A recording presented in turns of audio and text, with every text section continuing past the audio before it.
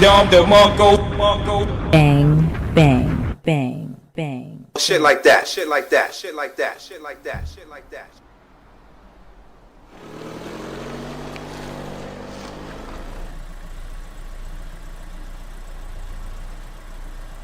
Hey, look. How do you say Brunelzenegger, right? Arnold Schwarzenegger, right? Now, hold up. What'd you say, bro? Oh no! Urban hip hop R&B style. People.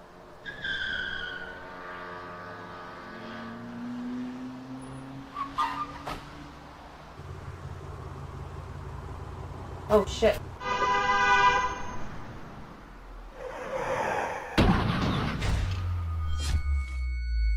Dom the Mongo. King Sly.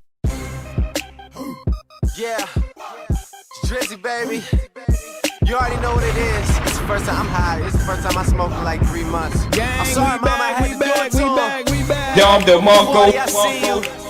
Hi, Oh, I Kelsey, see I'm you, alright, brother. homie. I see you. Shit like that, shit Stay like late that. tonight, shit like right? that, shit like that. You know what Yes, happened when I stay late. sir. Dom the Mongo. We Boy, are wonder. back, we are back, we Swear are it's back. like this Talk every to me single nice, time. talk to me right. Toronto, I got you. Yes. I got Sorry, us. Sandra, we back. We back. Dom the Mongo. Picture was When popping. we get on the song. How we Going feeling? right, well, I just I flip see into you. the wrong shit. The team that I belong to, the artists I put on. We Reaper, don't what's ever ask for poppin'? nothing, cause them I niggas got see you, their own I see you. Half shit. forget. Me and Weezy like a mouth. Dom the Mongo. D-Man, I see you, baby. Seats, I call it playing. Square, what's poppin'? Doing verses, I'm forever giving lectures. If you're trying to meet with money, I'd be happy to connect you. We gotta go Life back. is The better old than school. it's The old school. ever been. Scheduling Shit like that, $1 shit million like that, meetings shit with like the that, shit president. like that. Style, stop being a hater, man. Let him live. Edison got a new Let the old Drizzy live. Death was popping. TV show. Dom the Mongo. And if you trying to zone, I got a whole swish. Yes, sir. Rappers all liars and they women are deceitful. Adding to they subtract me, I never be an equal. Cass, Last place, Drizzy is the nigga. Sour Patch was popping. He told me just write every single I don't know. That's a good question. Me and I'm Gang, we back outside, man. Back at it like a crack habit. Talk to me nice, talk to me right. We back outside tonight. I don't know. Down back and what's popping. I don't know where Catman, for those who don't know who that is, was an OG, well, still is an OG, triple OG. All right. Catman has been around since inception. He was always playing the background, playing it low key, but he is now, I think, well, last time I checked, I think it was school. I think he was in school. I think he was in college. So that's the last I ever heard of Catman. I haven't seen, you got to let me pick the next intro track to this Drake game. They stop being that. Now I'm going to make you, because, all right, this is what my thing is. I'm so sick of you people. That is true. I'm so sick of you people pretending that you never liked Drake. You never liked him. And that's not true, and I know it's not true. There's too much music all over for you to not find something you like. Stop, and it's been for too long. For way too long.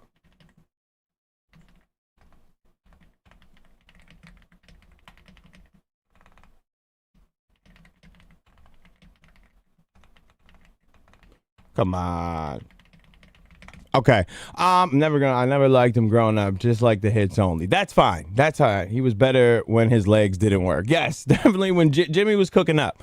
Speaking about Jimmy, someone just told me, I don't know who it was, someone just told me that Jimmy said next time he comes on, I have to pay him? I have to pay him money for an appearance?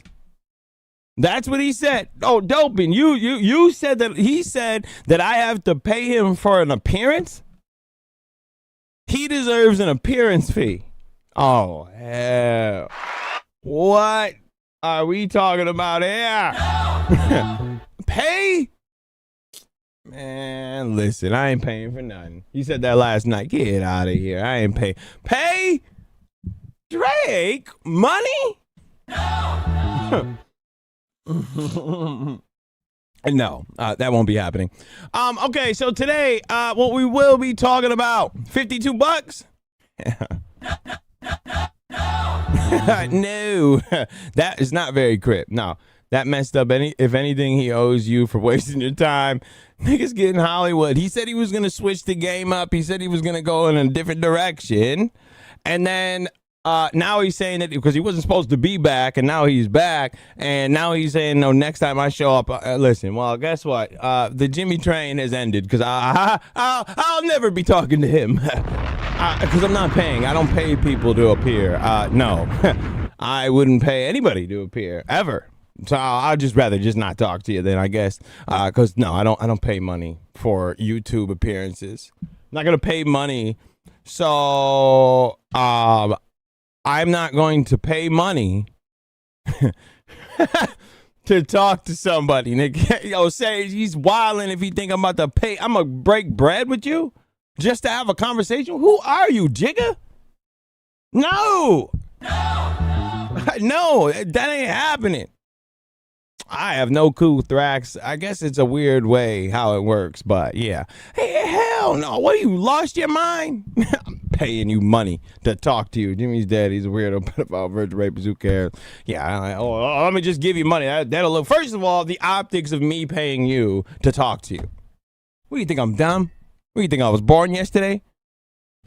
Please, ain't nothing happened to you that ain't happened for the last year, bro. You show up, people show up. And that's the thing. Every other time, this is what the one irritates me the most. This one time, every other time he has shown up, it's because, and other people show up, he ain't never said anything about it, right? Never been a problem. Oh, yo, good looks, cuz.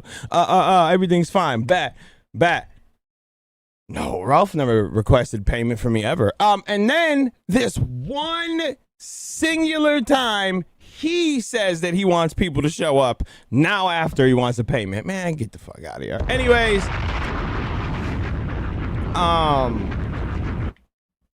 so what we're going to do is, Anthony, what's popping? What we're going to do is this. We are going to first, we are going to go into this JF Gariepy, our boy celebrating, ally. Salute. He just got done celebrating his 3 years of evading justice for smoking his wife. So we're going to take a look at that, break down some, and also we're going to start with Filipio, okay? Because Filipio did something that was very disgusting, okay? Very disgusting. Because we have gotten to the point where you can pretty much tell him to do whatever you want and he'll do it if you bother him enough. All right, so we're gonna start with that off rip. Let me pull it up and let me give you let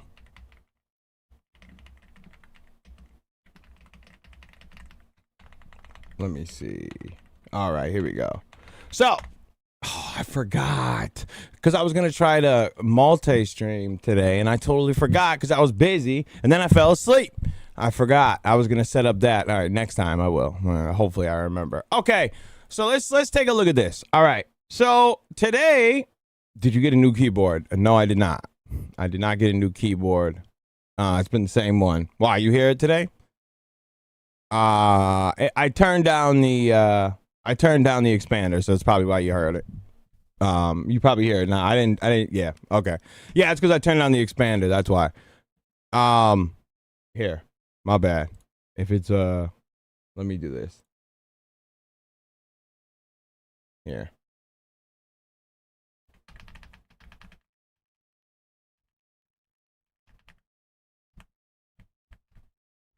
All right. Should be good. Oh wait. Yeah, should be good now. Good.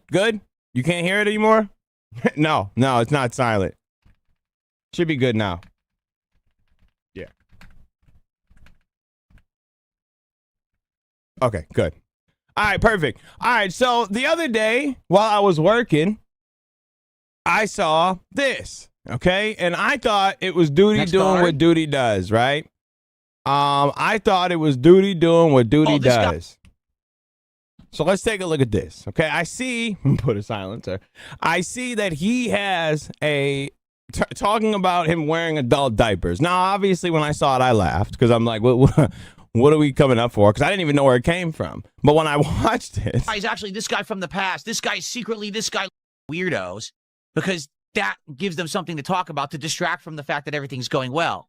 Like, oh, we got, make this up over here, make this controversy over here, another conspiracy over here. But none of it's real. They're just fucking really bizarre, crazy people who probably wear tinfoil hats and wear rubber underwear. Okay? Rubber underwear. You have to worry about So apparently he was in front of his camera and when he stood up, it looked like he was wearing a diaper, I guess. Do I really think that Phil's sloshing around in a diaper while he streams? Obviously not. But the fact that you can tell him this and it trigger him is just too funny, because this is when they brought it up and he lost his mind. They don't concern right? us. Tommy Versetti, another $5 super chat. Says, I'm really pumped for Dark Souls 2. It's actually my favorite game. I think Majula is the best safe area music of the entire series out, so that we can actually, you know, make progress today and not walk off the ledge 17,000 times. Hold on. Okay. You have to equip it and then light it with fire. I couldn't figure it out. It was, he's successful. Let's say he wears diapers because we have nothing else to talk about. I mean, if that's really what you want to talk about, you guys are talking about diapers all weekend. Good for you. I mean, that's your life. You sit on the internet talking about fucking adult diapers that don't exist because you're a fucking idiot. Good for you. Triggered. I'm Triggered busy. over diapers. I got shit to do in my life. Okay. This is where we're at, huh? This is where we're at.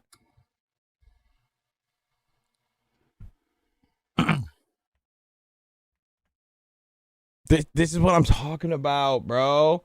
So okay, so someone brings up the diapers thing to him, right?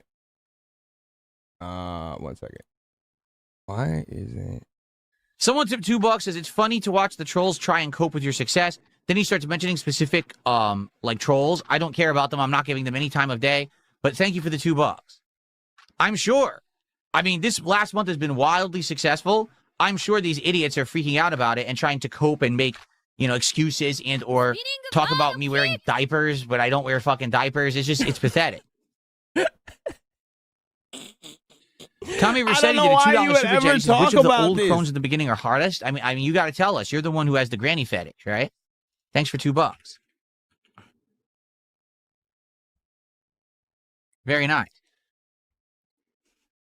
Like, I'm never bringing this up. It's never going to be a good idea to bring this up. You look crazy. Why be upset about this, right? Yeah, granny fetish. I have no clue. Why be upset with this? So I'm looking at it. I'm thinking it's going to end, right? I'm thinking it's done. He's got way bigger fish to fry than this whole diapers thing, right? Because, like, if you don't wear diapers, you don't wear diapers. If y'all told me I wore diapers, I'd probably just be like, yeah, you know, I don't like to get up. Right? Make a joke about it and let it go. Or if it really bothered you, just ignore it. It's very simple, right? It's very simple to ignore it. But Diapergate, we are literally in Diapergate now. You make it bad when the way that you act in these situations, you make it bad, right? You're already, because he has bigger fish to fry. And the reason I say that, because I don't know who these demons are, right? I don't know who these demonic entities are. But they keep freezing. I don't even know you could do this. They're like freezing his chat, so he has to keep restarting his stream over and over and over and over and over again because they keep freezing it on him. I don't know how they're doing it. I don't know what they're doing, but they keep doing it. So I'll give you we're not gonna watch all this. I just want to show you. Flesh is coming off your body or rotting. Oh no, you'll see it. It'll freeze. Watch, Reap. Oh man. Nah, for real, because they're celebrating freezing his chat. They're even talking about it, right?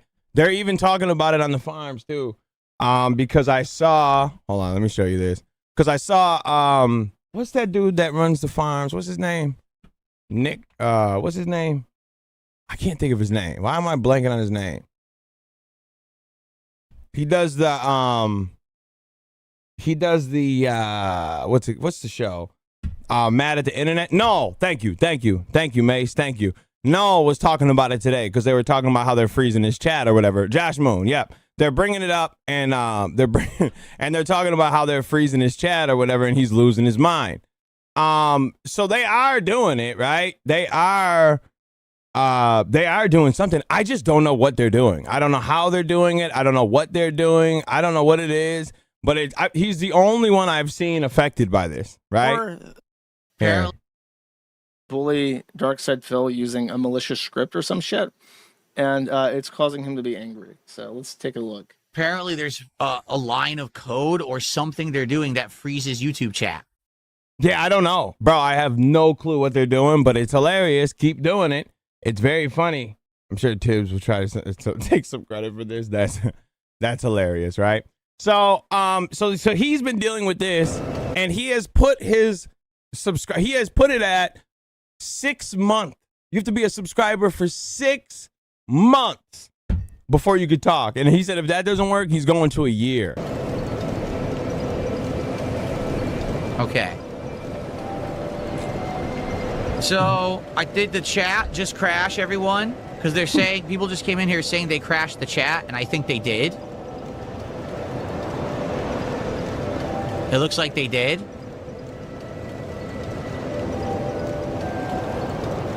They did. So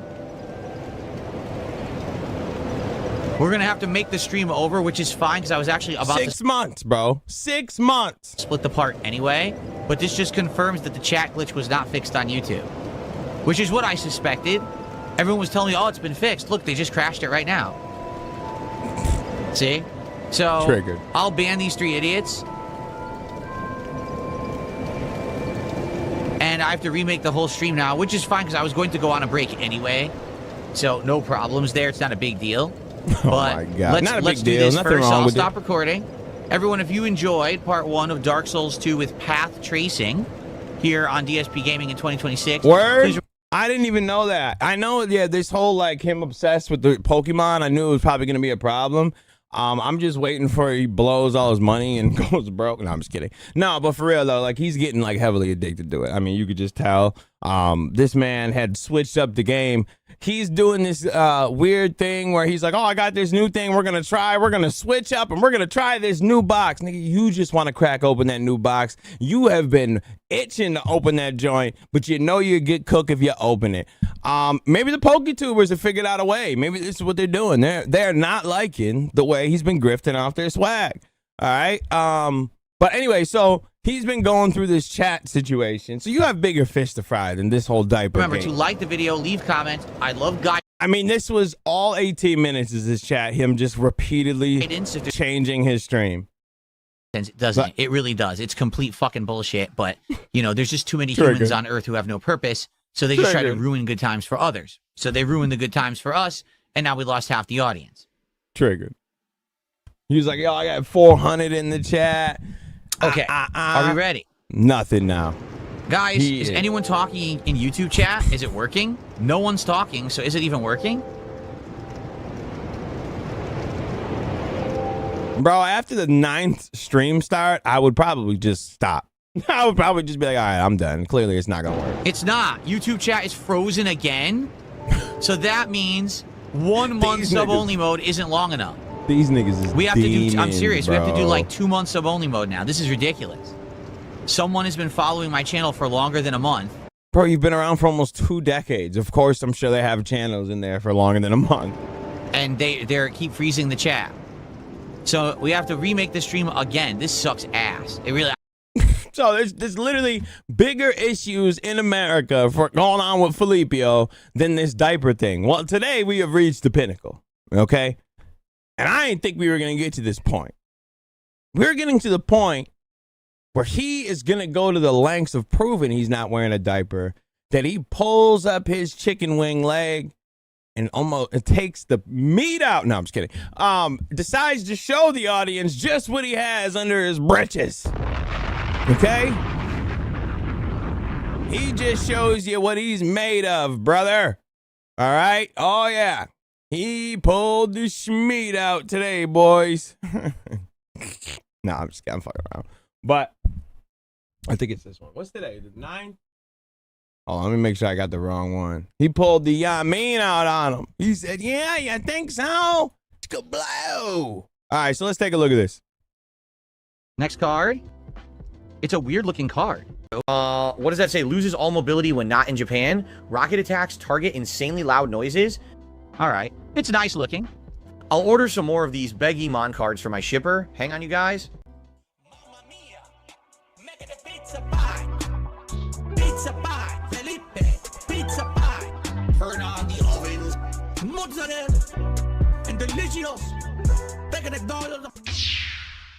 Lasted 8 years. That's it. You need to get official studio headphones. 100%. That's what you need. 6 Hybrids does enable slow mode. It is. Chat has always had slow mode on. I think it's a 10-second slow mode. Yeah, I always have slow mode, 10-second slow mode. That way people can't keep spamming the chat, because they did. Before I had slow mode, people would come in with bots and spam the chat nonstop. So I needed to have that. My new favorite thing that I've been listening, because like I said, like not too much has been going on with Phil to pay attention to all the time. I didn't even know there were still people restreaming them, to be honest. I didn't even know that was still going on. Until I saw today, I saw WPIG had like one, but there was like over 1,000 people still. So I didn't even know that was still like a thing. Like I've been like so out the loop, right? But I tune in from time to time, right? I'll tune in from time to time. Like this whole diaper thing, I thought it was a joke. I thought it was Duty doing what Duty does, but apparently it's really bothering him, right? So I haven't really been paying attention to what he's been doing. Right, so I see the Pokemon thing. I'm like, yeah, I don't really care about that. That's just another. Yeah. See, Redbird's been the guy. He's been the one. Oh, we gonna talk about Phil? It's just been like, meh. Yeah, I mean, he just hasn't been really been doing anything, right? He hasn't been doing anything lately. But then I found out that the old boy's for July 4th, about to celebrate the vest thing again, and he's about to clean his closet out again. And I don't know if you remember the last time he cleaned his closet out. But he made a killing, and I swear to God, anybody that gives a dime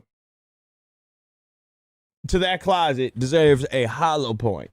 Kapoo! Right there. By the way, we have both the chat set that way, and the moderating bots will also moderate the chat if someone spams it like that. So we have multiple levels of security, and it still freezes the chat. So I don't know what's causing the exploit. The exploit.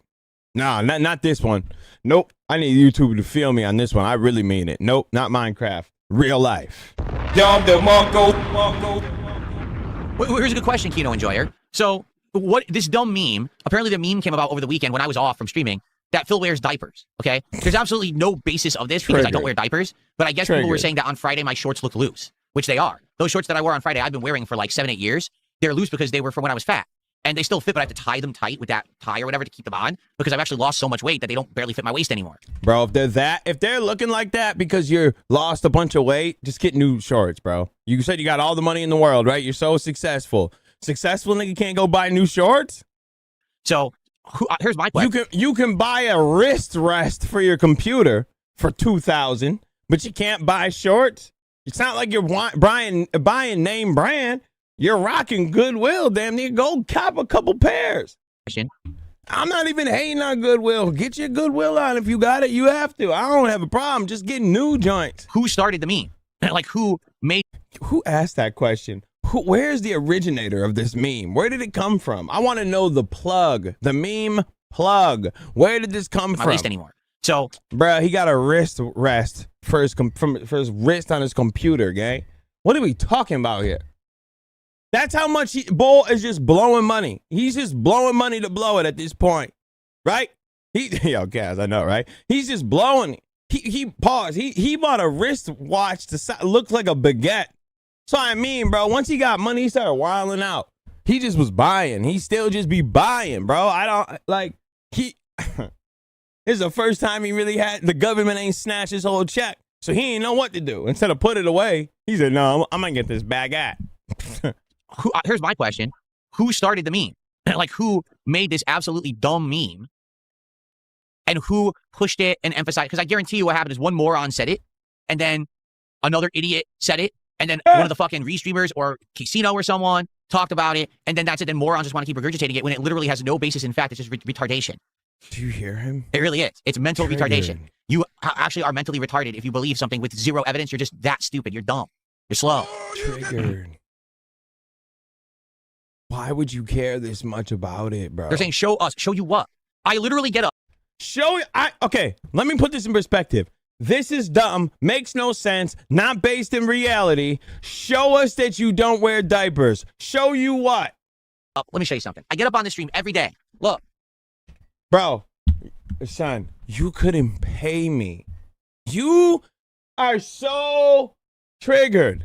Bro, you could never say that this doesn't bother you. You can't say that no more. You're about to get up and take your clothes off to prove it. I'm wearing normal shorts that Look at him. He pulls his leg up. You ain't see him with the leg up, though. What movie? What movie? Someone better know. That's a classic right there. That's a classic. Bonus points to tell me who said it. any human would wear. There's no diaper. I'm wearing boxers under the shorts. Look, here's my boxer short. And he pulled the Spanx down, nigga. He pulled the Spanx down to show you he ain't got one.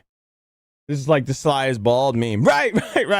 This is crazy. I could take my hat off and show you. I will never stand up and pull the Spanx up and show you. Look at my spandex, my dirty crusters, bro. Never in a million years. A son really got up on the chair with it. You see what I mean? You see that snapback? You see that snapback? There's no diaper. I'm That's wearing Spanx, boxers bro. under the shorts. Look, here's my boxer shorts.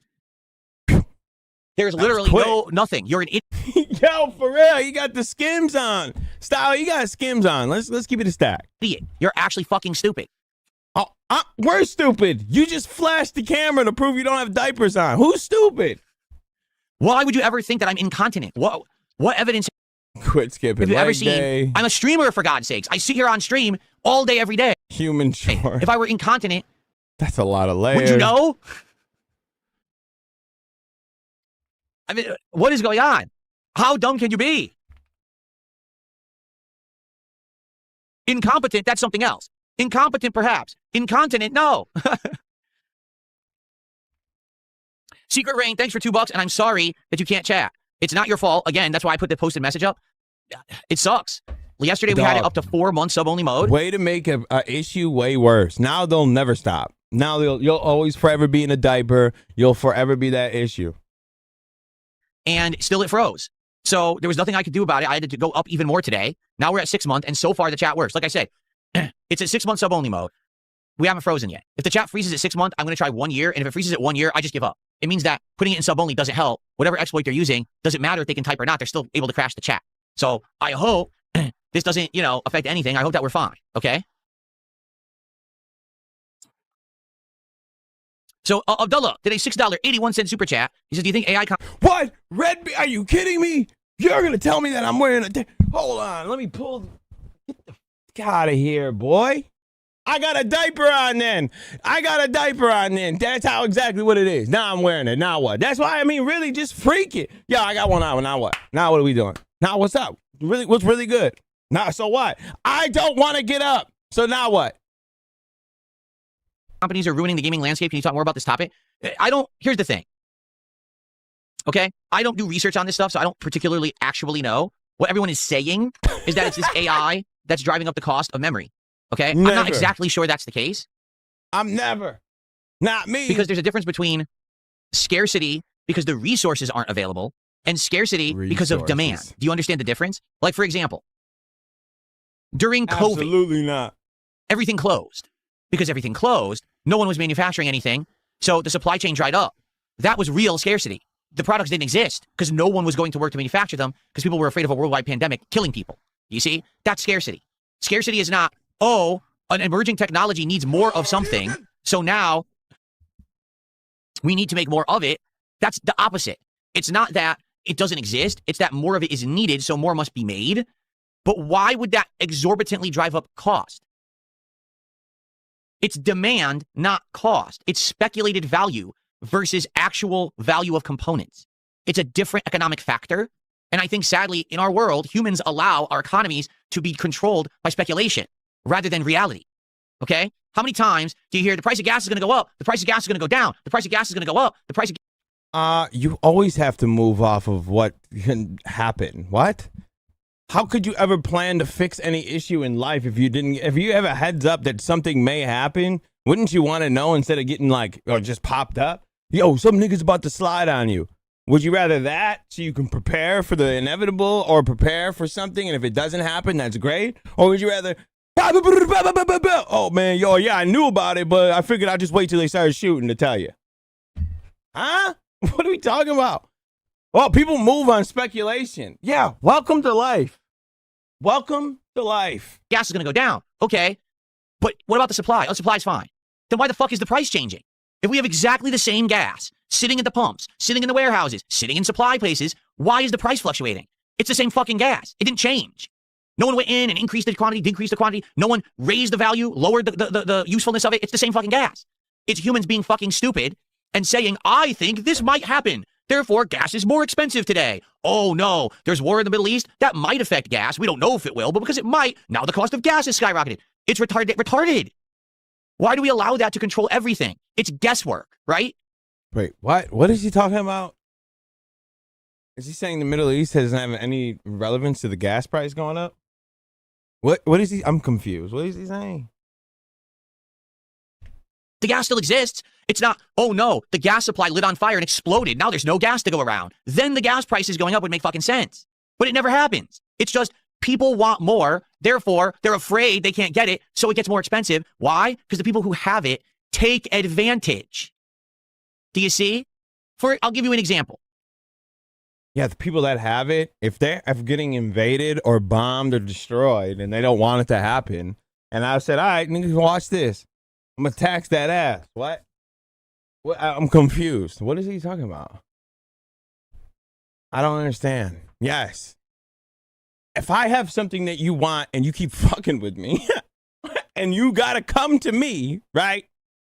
You got to come to me, the source, and I'm going to tax you for fucking with me. Of course I'm going to raise it on you. Of course they're going to move like that. And, oh, okay, you want to settle it. I want you to settle this issue with me. You don't want to. Guess what? The bricks went up. So you want to, now you want to come to an agreement. All right, bet. We can go back to how it was. But don't make me tax that ass again. Of course I'm going to. Yo, your word. Yo, DS Politics is back outside. This is my most valuable Pokemon card right now. Whiplash. We're just talking about gas. Now we're back to the autism. All right. Jesus Christ. Okay? Worth just under $300. The reason it's worth just under $300 is because people like how it looks, because of its scarcity, because of all this stuff, right? Okay. Now, if all of a sudden the Pokemon company announced, hey, guess what? We've decided we will no longer manufacture this set of cards, and whatever's out in the wild right now of this Mega Greninja card is all that will ever exist forever. Well, guess what? Now you've locked in the actual scarcity of the card, because you know not another one will ever be made. So whatever's in the market is what will be in the market forever or less, as these wear out, as these get destroyed, whatever happens. So now the value of every existing Greninja card out there will go up because of scarcity, actual scarcity. Everything else with the value of this card going up and down is speculation. It's bullshit. It doesn't make any sense. This card right now is worth just under $300. When I got the card a month ago, it was worth $380. Why? It's the same fucking card. It didn't change, right? Quality didn't go up or down. Doesn't look any different. It's the same fucking card. Why would the value change? Because humans are stupid. Because humans have this speculative market that makes no fucking sense. Hold on. Wait. This thing Greninja card out there will go up because of scarcity. Actual scarcity. Yes. Everything else with the value of this card going up and down is speculation. It's bullshit. It doesn't make any sense. This card right now is worth just under $300. When I got the card a month ago, it was worth $380. Why? It's the same fucking card. It didn't change. You cannot be this retarded, right? You cannot be this retarded. So a business knows that they're killing the game, right? The business knows they're killing the game, and I only have a certain amount of this, and I know that the market will pay whatever for this card, and I only have so much. I'm going to try to make as much money as possible off this. Why are we talking like this? Why are we talking like this? Has not been a business, like a staple in business forever. Resellers during the PlayStation 5 craze. That's why I didn't buy one for the long. Oh, excuse me. I forgot. 7 bought mine. Imagine that. Anyways, 7 bought it. I forgot. But let's just pretend that I did buy my PlayStation 5, right? When they first came out, every reseller was getting them for $500, flipping them for $8-9. Because there was only a certain amount that they were putting out. Do you think that I'm about to pay that much for that? Absolutely not. The card isn't worth $300. It's worth at most $70 now because more prints of the card have surfaced. I'm speaking about the box in general because I don't think he bought the card separate. So I'm just assuming that he's talking about the box. But I was only talking about the box, like the box of them. Which, by the way, when I was at Best Buy, I was copping something at Best Buy. I asked them because, like, behind the counter, I didn't even know that. Funny enough, I didn't even know that was like a big deal. I remember Biz had mentioned something about Pokemon once, that she was trying to get some, but then I was trying to, and then I didn't hear nothing else until I saw him going crazy about it, right? Yeah, I know, but he also said a lot of things. I was just assuming he meant the box. I can't take what he says at face value. He's dumb. So I just figured he meant the box.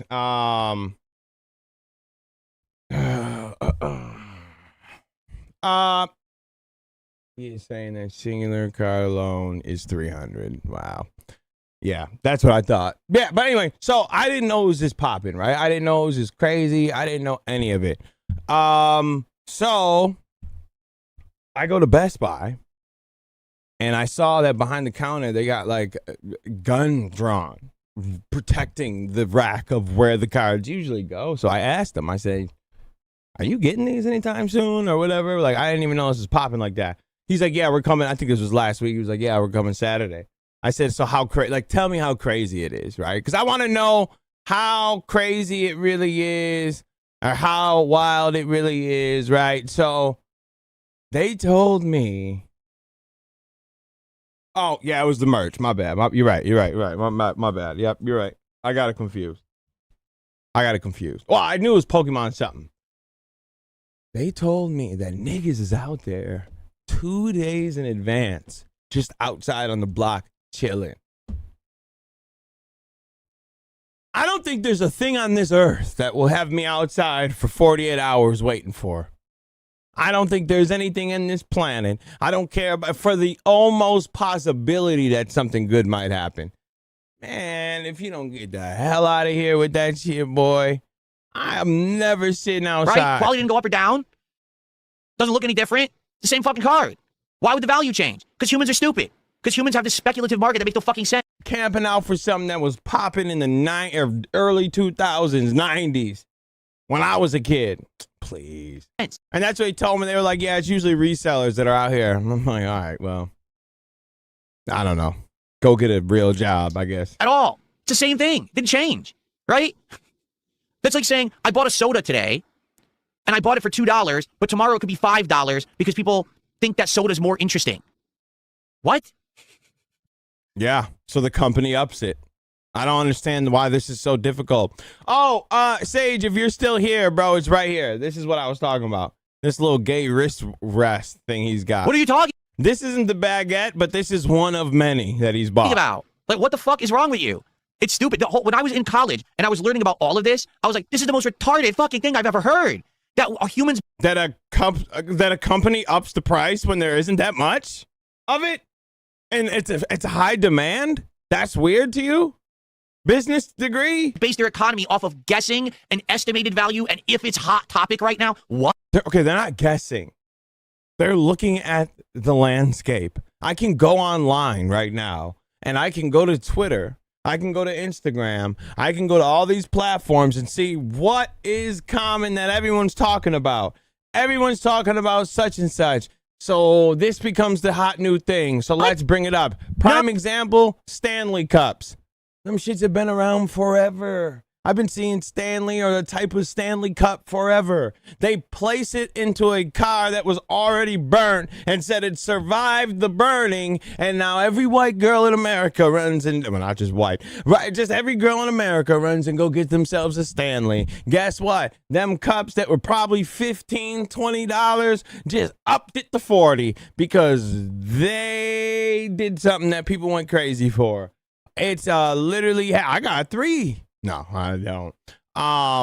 Yeah, now they don't know who cares? Now you're just stuck with a bunch of cups. I mean, they were flipping, I don't know, even the water bottle craze is wild. I still don't understand it, but whatever. But yeah, all they had to do was something little, a fake thing, and it blew up. And so if a company says, oh, look at my cup, it's popping, and I'm going to strike with iron, it's hot, right?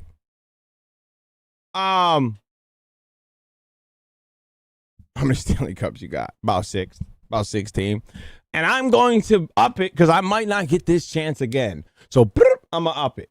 Oh, I haven't heard one word about there's no RAM being made. There's no graphics cards being manufactured. The factories all exploded and stopped production. What I've heard is, oh, there's now AI companies that also want RAM and also want these graphics cards. They want to use them to generate AI content. So now the demand has gone up. Yep.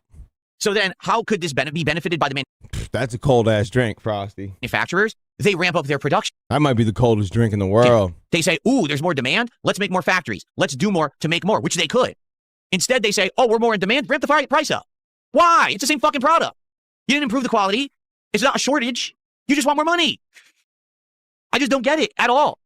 Oh, Redbird, that never, like, they just placed that cup in there, bro. Ain't no way that cup didn't have a piece of char on it. There ain't nothing on that cup. That thing was pristine condition. That, of course, that car was firebombed. That looked like it had an IED in that joint, Nick. Did you see that car? And that Stanley Cup was chin up. Tough, too. Yo, cub. Chin up. This literally freaks me the fuck out that humans let their entire economies be based on this shit. Why? If you said to me right now, the problem is we've run out of RAM. We've run out of memory cards. That's not the case. They all exist, but now the prices are more expensive for the same product. Why? Give me an entire rational justification. If you said, well, we have a shortage They're going to start burning cars with Stanleys in it to prove of point. materials, we can't make it anymore. Okay, that hasn't happened. There's no shortage of materials to make RAM. There's no shortage of materials to make graphics cards. I think the person, I don't know if it's true, but I could have swore that this is what I heard, what I read on it. That when when they were investigating the fire, the person that was investigating and took the picture left the cup in the car or something like that and took the picture. And then it turned into this Stanley can withstand thousands of degrees of melting metal. It can now just stand up tough. I thought that's what I heard. I could be wrong. Or, I mean, it could have just been a lie. But that's what I kind of believe. Just like how I believe that Marilyn Manson removed the rib to suck his own dick. It's just like one of those things I just believe, right? I just believed. I don't know if it was true or not. It sounded good. So why are the prices higher? Like I said, really, the real proof of this is with gas. Because they always say gas prices are going like this. Why? We haven't run. The girl said it was hers, and the company bought her a new car for the promo. Okay. Oh, all right. What girl said it was hers, though? I don't know what you mean by that. The girl. Which girl said it was hers? Run out of gas. Yeah, see, I didn't know anything about that. We got to go to the I could have swore I thought it was something on Twitter about they took a picture and they brought it. gas reserves. No, you don't. We never do. We never go to the gas reserves. Cool. We still have them because we never have to go to them. It was a summer camp legend. See how I was just believing a lie? The gas never runs out, but the price keeps going up. How does that make sense?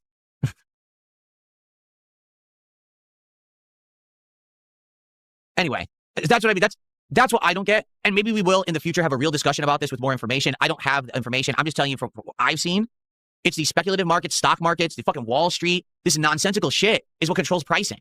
It's not that we have a problem that we can't make the products. It's that more people now, it's in demand more. Oh, raise the price. So who really benefits here? Think about that. Who's really making out? The companies who manufacture the products aren't making a fucking fortune because AI companies also want the same products. Oh, God forbid a company makes money. Thank you, NoCap, for $5. He says, are you going to watch Citizen of... I'm not even dignifying that and bullshit with a response, okay? I'm just gonna let that slide. Anyway, so I am done with Filipio. So it is time. It is time to talk about JF Gariepy. Okay, because it has been a 3-year anniversary of him smoking his wife. So, what any sensible man that has evaded justice for 5 years, any smart man, whatever, just go live and talk about the remembrance of his girl that he killed. and decided to have a whole stream in remembrance of his wife. Now I don't know if we should give a quick, hold on. Let me show you something. Let me show you, I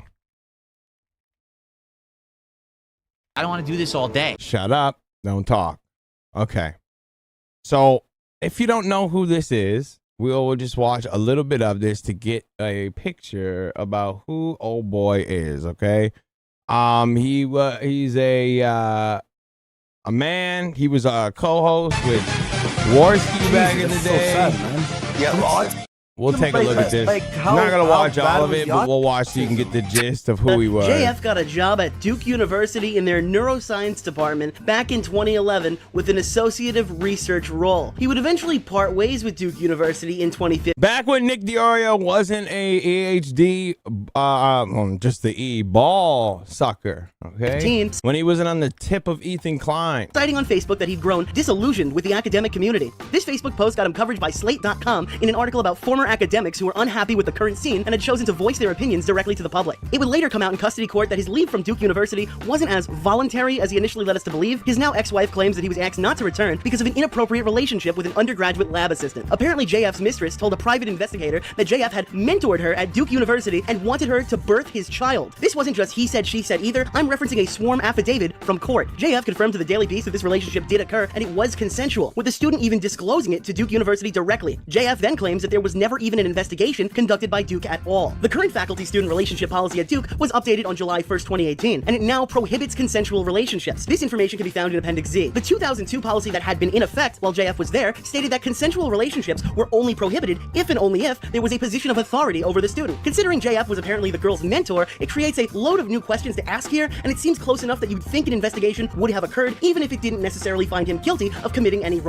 This is all right. I'm okay with this, Nick, okay? Doing here. Now, a sworn court statement, look, they're not perfect. People do lie, maybe under oath, I don't know. If there isn't any outrageous behavior on the horizon, we could probably just chalk this one up to a misfire, right? Now, the problem with this game is these kids.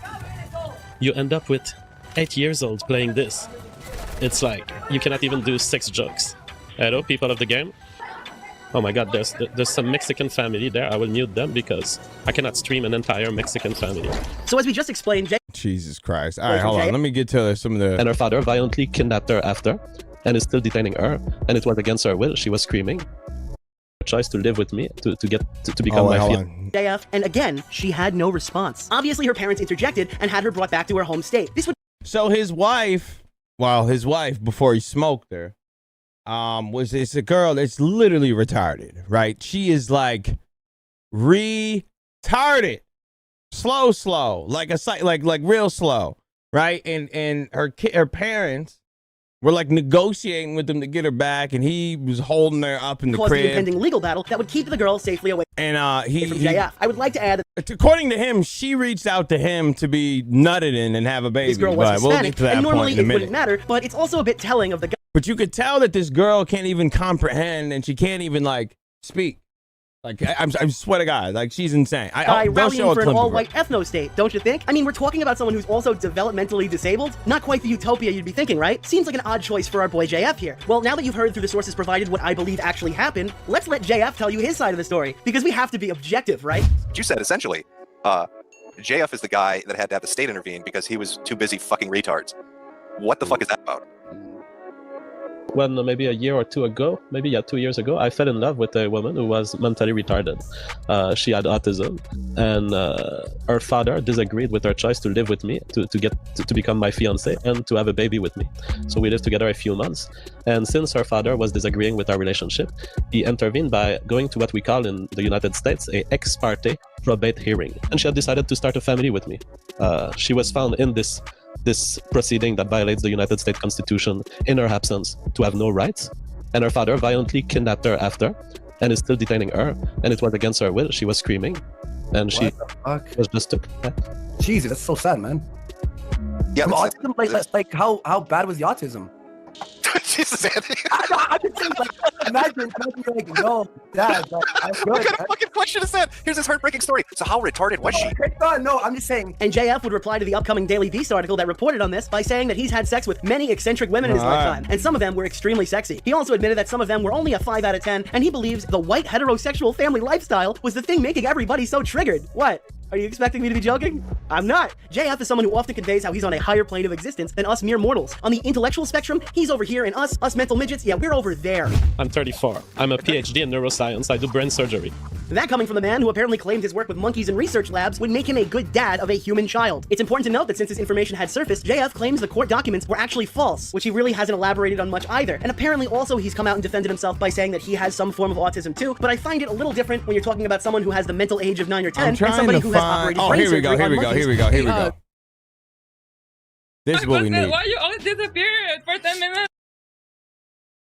This is what we need right here. This is the death victim. And I love old people, and I love all the migrants. So. All right. Now back to the many eccentric women of JF's history. We're starting to give up hope here. That's 3 terrible experiences. I believe by now he's lost custody of the first child, and his other 2 attempts were a bust. What's next for our hero? We have a question for Mama JF coming on the super chat.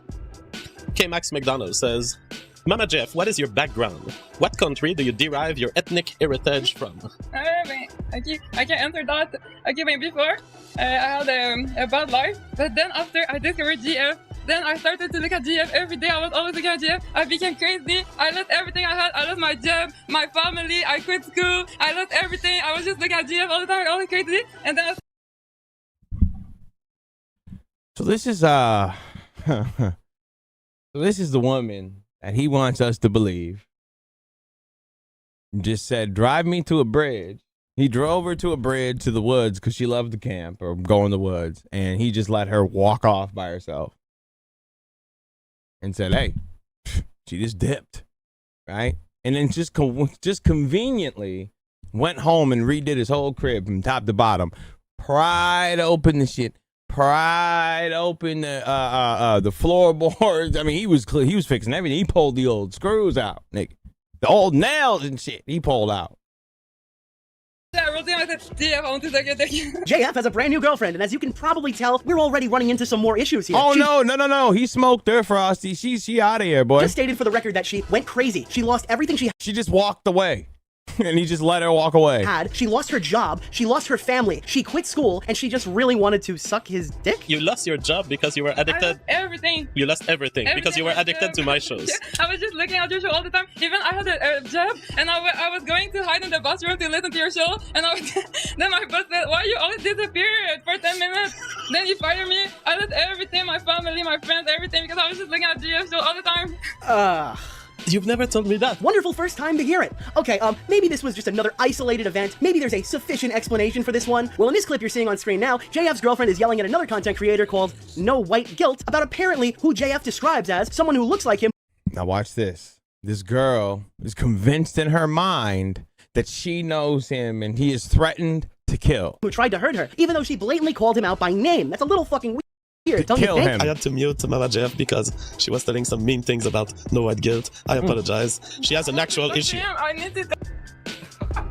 Don't say anything violent. No, I won't. What do you have to say? No, I get seriously. You tried to kill me, okay? And I'm fucking sick that you're fucking me with me. Marco. You always follow me everywhere. And all right. And you say you want to make spiritual movement, but you fucking tried to kill me for 3 years, okay? And there's some more random outbursts.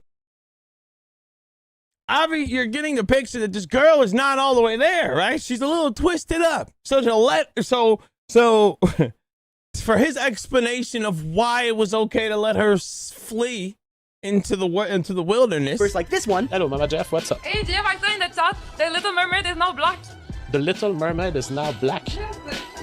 Oh yeah, so it's hashtag not my Ariel. And this one. Because I was tired of Jeff and I locked him up in the basement. So now I took control of the public space. I control the public space, okay? So now we're gonna do something a little bit different, okay? Get on your knees and pray. Do it right now. Now we're gonna do only praying. Okay, I control the public space. Jeff. It was a year ago today? Oh wow, that's hilarious. In the basement. Yes. I didn't know. That's why. I remember we did it, but I didn't know it was a year ago today. Hey, Jeff, you go to the basement. They're really calling to Nugs. this close from going to JF. I'm just kidding. This close, nigga. About to go the JF route. Going to the woods.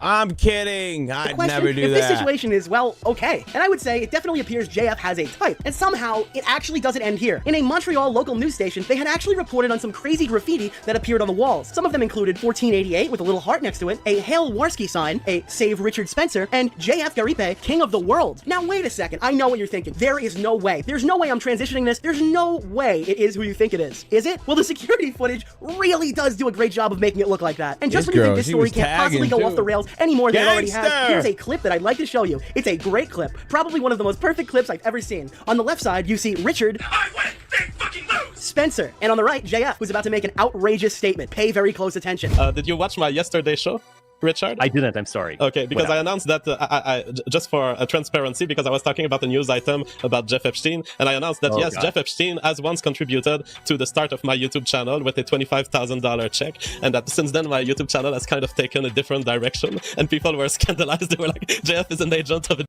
Cool. So then JF kills his girl. Okay? So JF kills his girl. Sends her to the woods. Apparently, she just wanted to go to the woods. She likes to camp or likes the woods or whatever the story is. And he just let her go, and then she never showed back up. So then, let's go here. Hold on, let me pull up this clip. Let me see if I can pull this up real quick. So this is literally after he killed his girl. He thought this was a good idea to post a let me fix lobby. my house game. Ideally, the lobby is an entrance that is blocked. So he's like, let me redo my entire house and let me post it on YouTube or wherever. Clearly nothing going on right here after I just walked my wife, my retarded wife, into the woods and did not do a single thing. Machine inside the home. Once your re-entry material is prepared, inspect each element of your protective material for functionality. Among other things, pay lobby. Leave any groceries or material you have gathered outside on the floor. We will deal with those last. Deposit items. Oh my God, this is so insane. Talk about like you should have read the room, gang. This was not the one. Keys and wallet inside your Ziploc bag. Seal it. Grab your disinfectant bottle and spray your gloves until they are soaking in disinfectant. Spray all surfaces of your coat. Make sure you spray everything, right? Your mask and face protection. Your disinfectant is dangerous for your eyes, and so we will deal with these pieces later. Yeah, right. You're right. You're right. Waterproof suit is soaked in disinfectant. Scrub in with your gloves. Make sure you sprays the old Yamin, right? Between your fingers. So this is what he thought was a good idea. So now it brings us to today. Now, mind you, never been found, nothing. He's been investigated. Apparently, they found nothing that can point him to the killing. So today, last week, it has brought us to the point where he decides to celebrate the 3-year anniversary of evading justice. And he went live and had an entire stream talking about remembering Mama JF.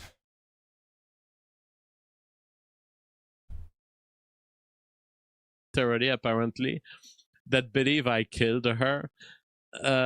They don't understand who Mama JF was. And I want to just tell a little bit of the background, just so you understand how it's not special for Mama JF to have done this. She had done this her whole life. She had made a lot of people in her surroundings suffering because she was such an out there mind. But you know what? I don't blame her. She was an out there woman, and you know what? Perhaps Papa JF's dick needed an out there woman. Perhaps being interested in this guy Jesus Christ requires being out there a little bit. And in a way, you have to grant it to nature. You know, there are big men like me. I'm a big thinker. I'm a dreamer. I'm a builder.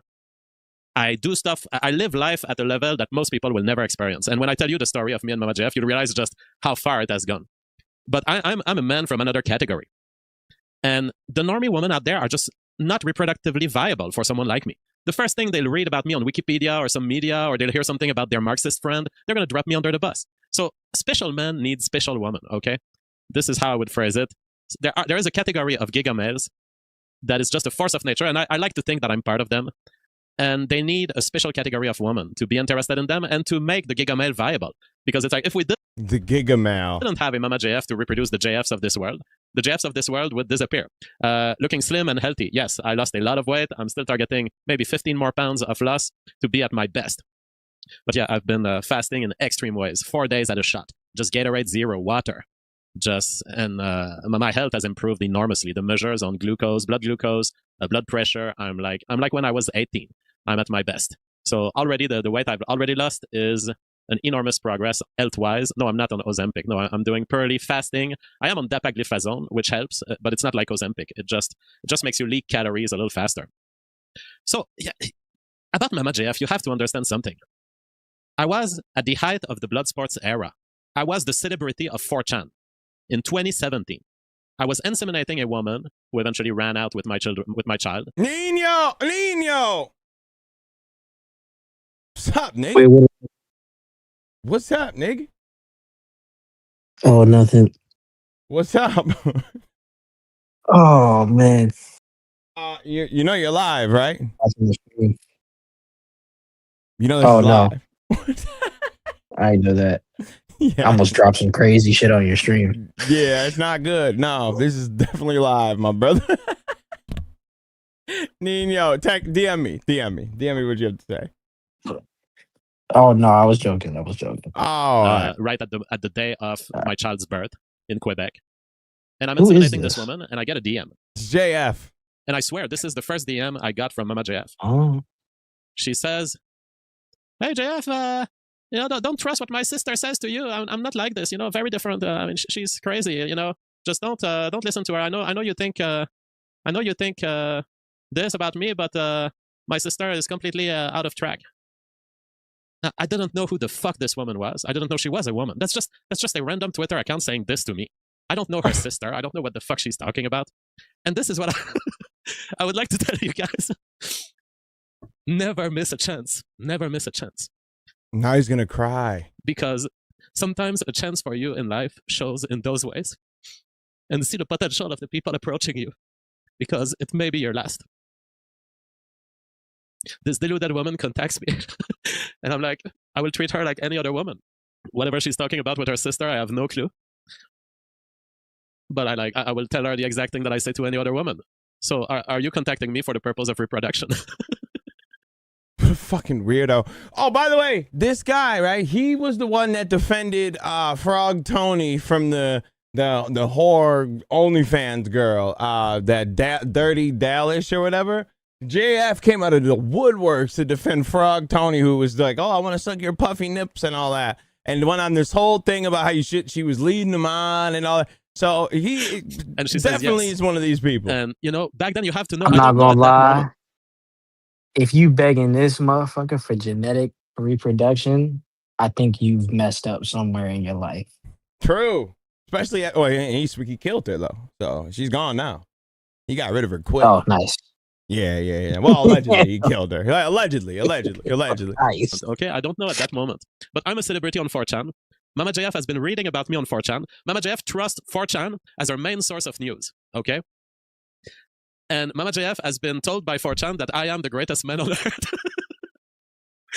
And 4chan saying it, huh? Clearly right there, you should tell, she is not all there. If 4chan is saying he's the greatest man on earth, that's all you need to know. For judging men off of 4chan. She has, and that I don't know at the moment that she contacts me. But she's been developing the idea that I'm the greatest man on earth. I'm the king of the earth. And she has been the king of the earth. Pushed into that conviction by sourcing her news only from 4chan. Give me 10 seconds. I'll just sneeze in a Kleenex. Did she acquire this idea that I'm the king of the world? That I am the savior of the white race? Because she read this on 4chan.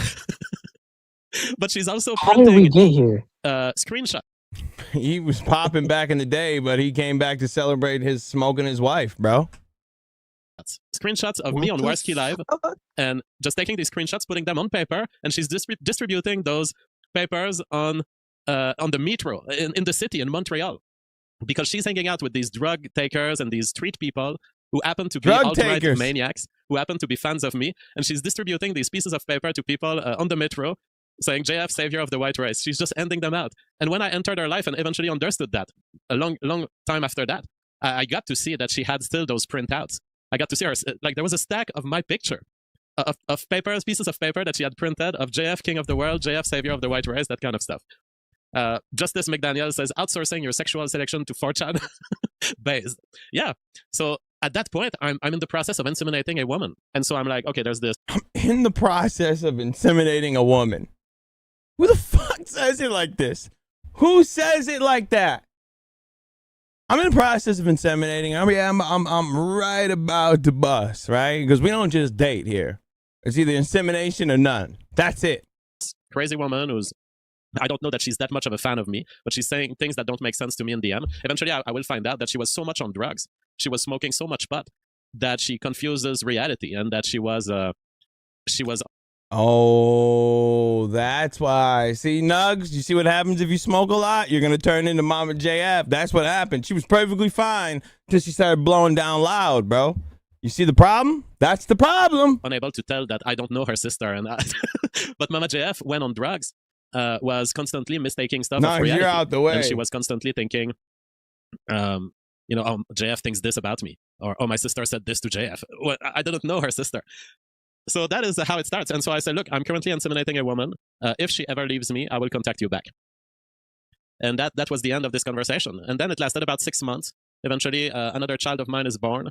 And the woman ran with the child from the first day the child was born and betrayed me, made false allegations to the child kidnappers of the Quebec government, and got custody of the child and got full attack on my parental rights. And so there I am. I'm stuck in having been dropped and left behind by this woman. And I'm like, okay, it's time to contact this girl. What? What'd you say? Is he talking about child services? Oh, yeah. Child services snatched some of his... Child kidnappers? Is that... No. Services. He had some kids that got... He wasn't the greatest parent. And she was around. His wife wasn't the greatest either. So, you know. He called it child kidnappers, bro. What is he talking about? Yeah, because they snatched his kids, so it's their fault, not his. As a parent, it wasn't his fault. It was their fault for taking them. Now, and I say, hey, Mama JF, so you contacted me earlier. I'm ready now. Let's make babies. And she gives me her phone number. This is so sick, knowing what he did to her. And I call her, and I swear to God, I call her, and I'm like, hello, this is JF. And what I hear at the other end of the phone, and I have no idea how this woman looks, I have no idea who she is, I hear this at the end of the other phone. And I'm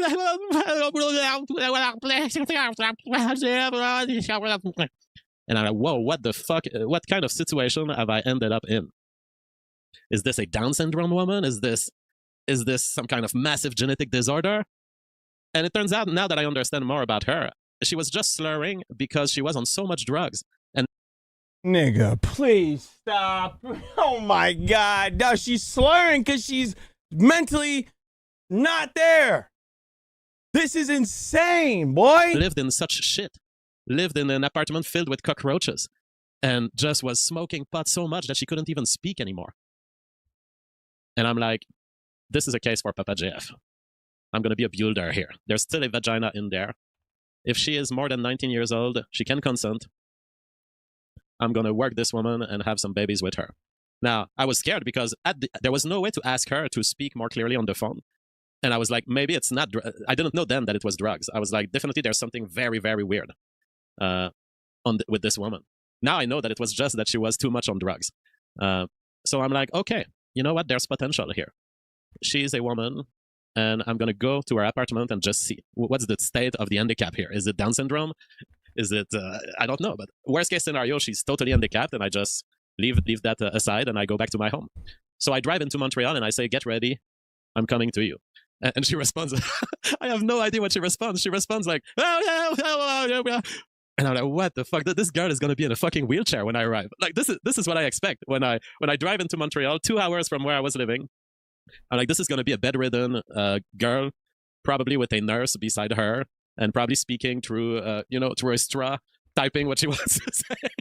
And I'm like, you know what? Let's just see. Let's just see what the universe has for me here. And I arrive at the apartment that she told me to knock at. Tuck, tuck, tuck. And she opens the door. and I see a beautiful Mama JF, not only beautiful, but functional, you know. I was like, holy shit, she can walk. And I was like, what the fuck am I falling into here? Because this is a functional woman. She looks okay, but she can't speak on the phone. And then eventually I smelled the marijuana and I realized, holy shit, this is like a drug den that she's living.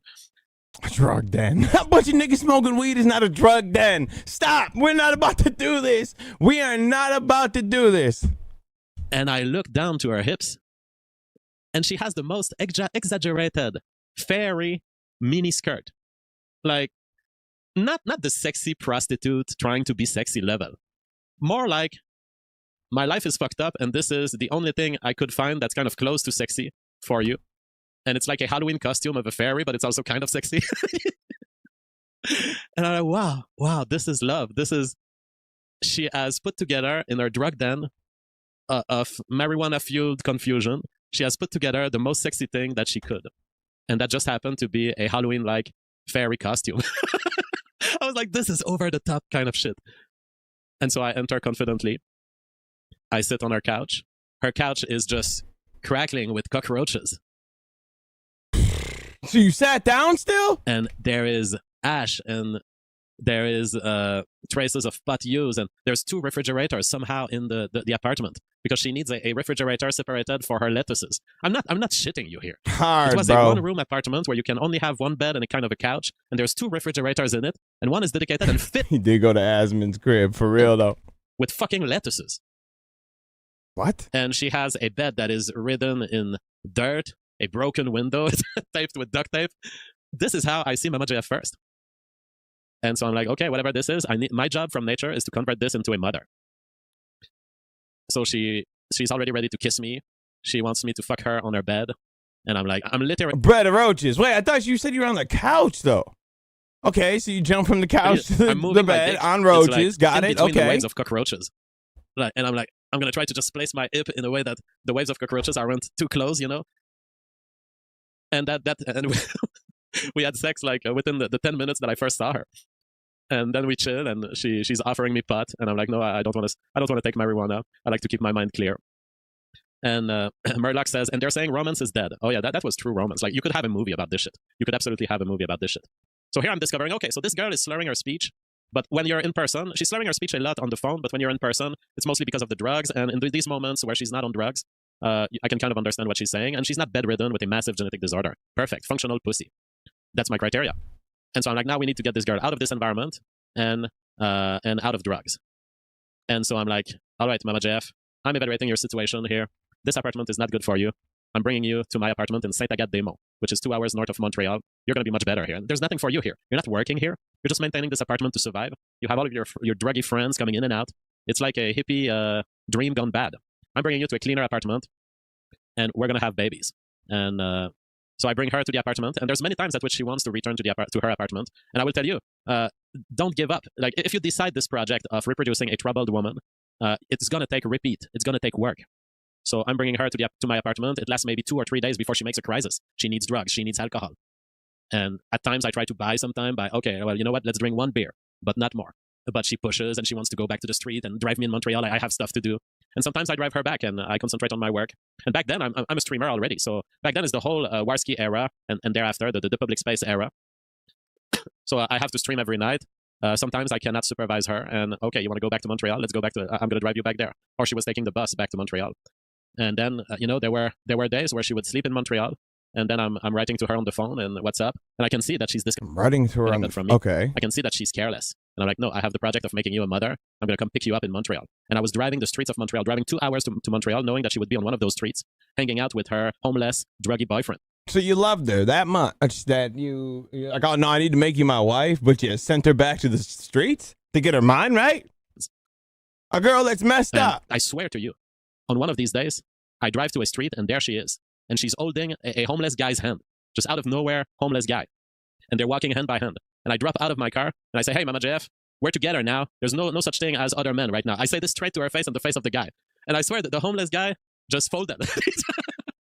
He just folded. I was like, you're not holding the hand of anyone else. Right on the streets of Montreal. So it took about a month before she would get into that program of, no, you're not on the streets having sex with everyone to get drugs anymore. You're with me and you're my wife. And that's another message to the guys out there. Just claim your woman. They are fucking insane. But you have to claim them. You have to claim them and you have to impose the authority. So there I was, street fighting effectively for Mama JF. And after Yo, for real, I ain't going a month, she went into the program of, okay, I'm going to stay with you. And eventually I detached her from her apartment and showed her that my apartment was much better for her. And despite the big crises, and of course she wanted to go back to the streets every day. She would go into crises and started throwing stuff at me. And okay, then maybe you should have just got her help and not knocked her up and then smoked her. Maybe some you just leave in the streets, man.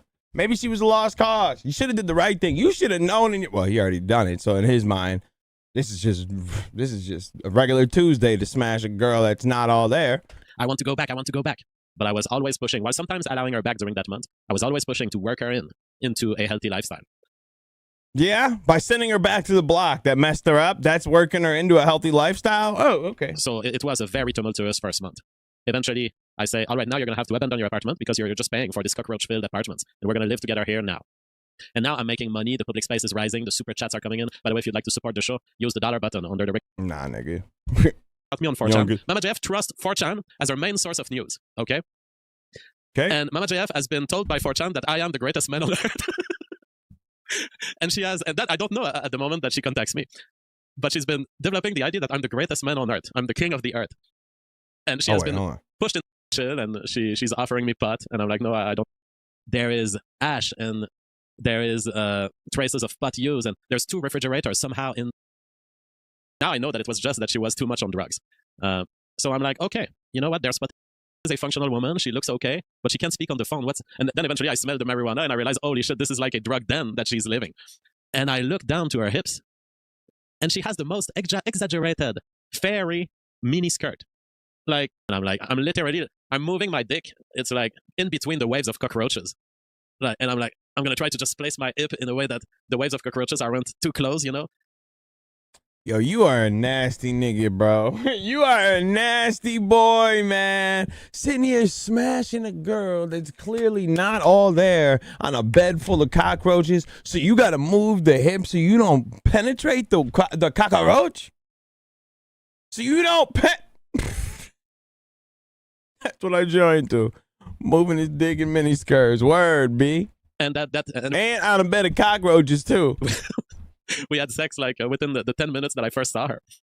And then it's not like a flex, bro. She's so slow. Like, this is not like, oh man, yeah, I hit it real quick. And she's offering me pot. And I'm like, in the trenches. Bro, this was a bando, a weed bando too. No, I don't want to take marijuana. I like to keep my mind clear.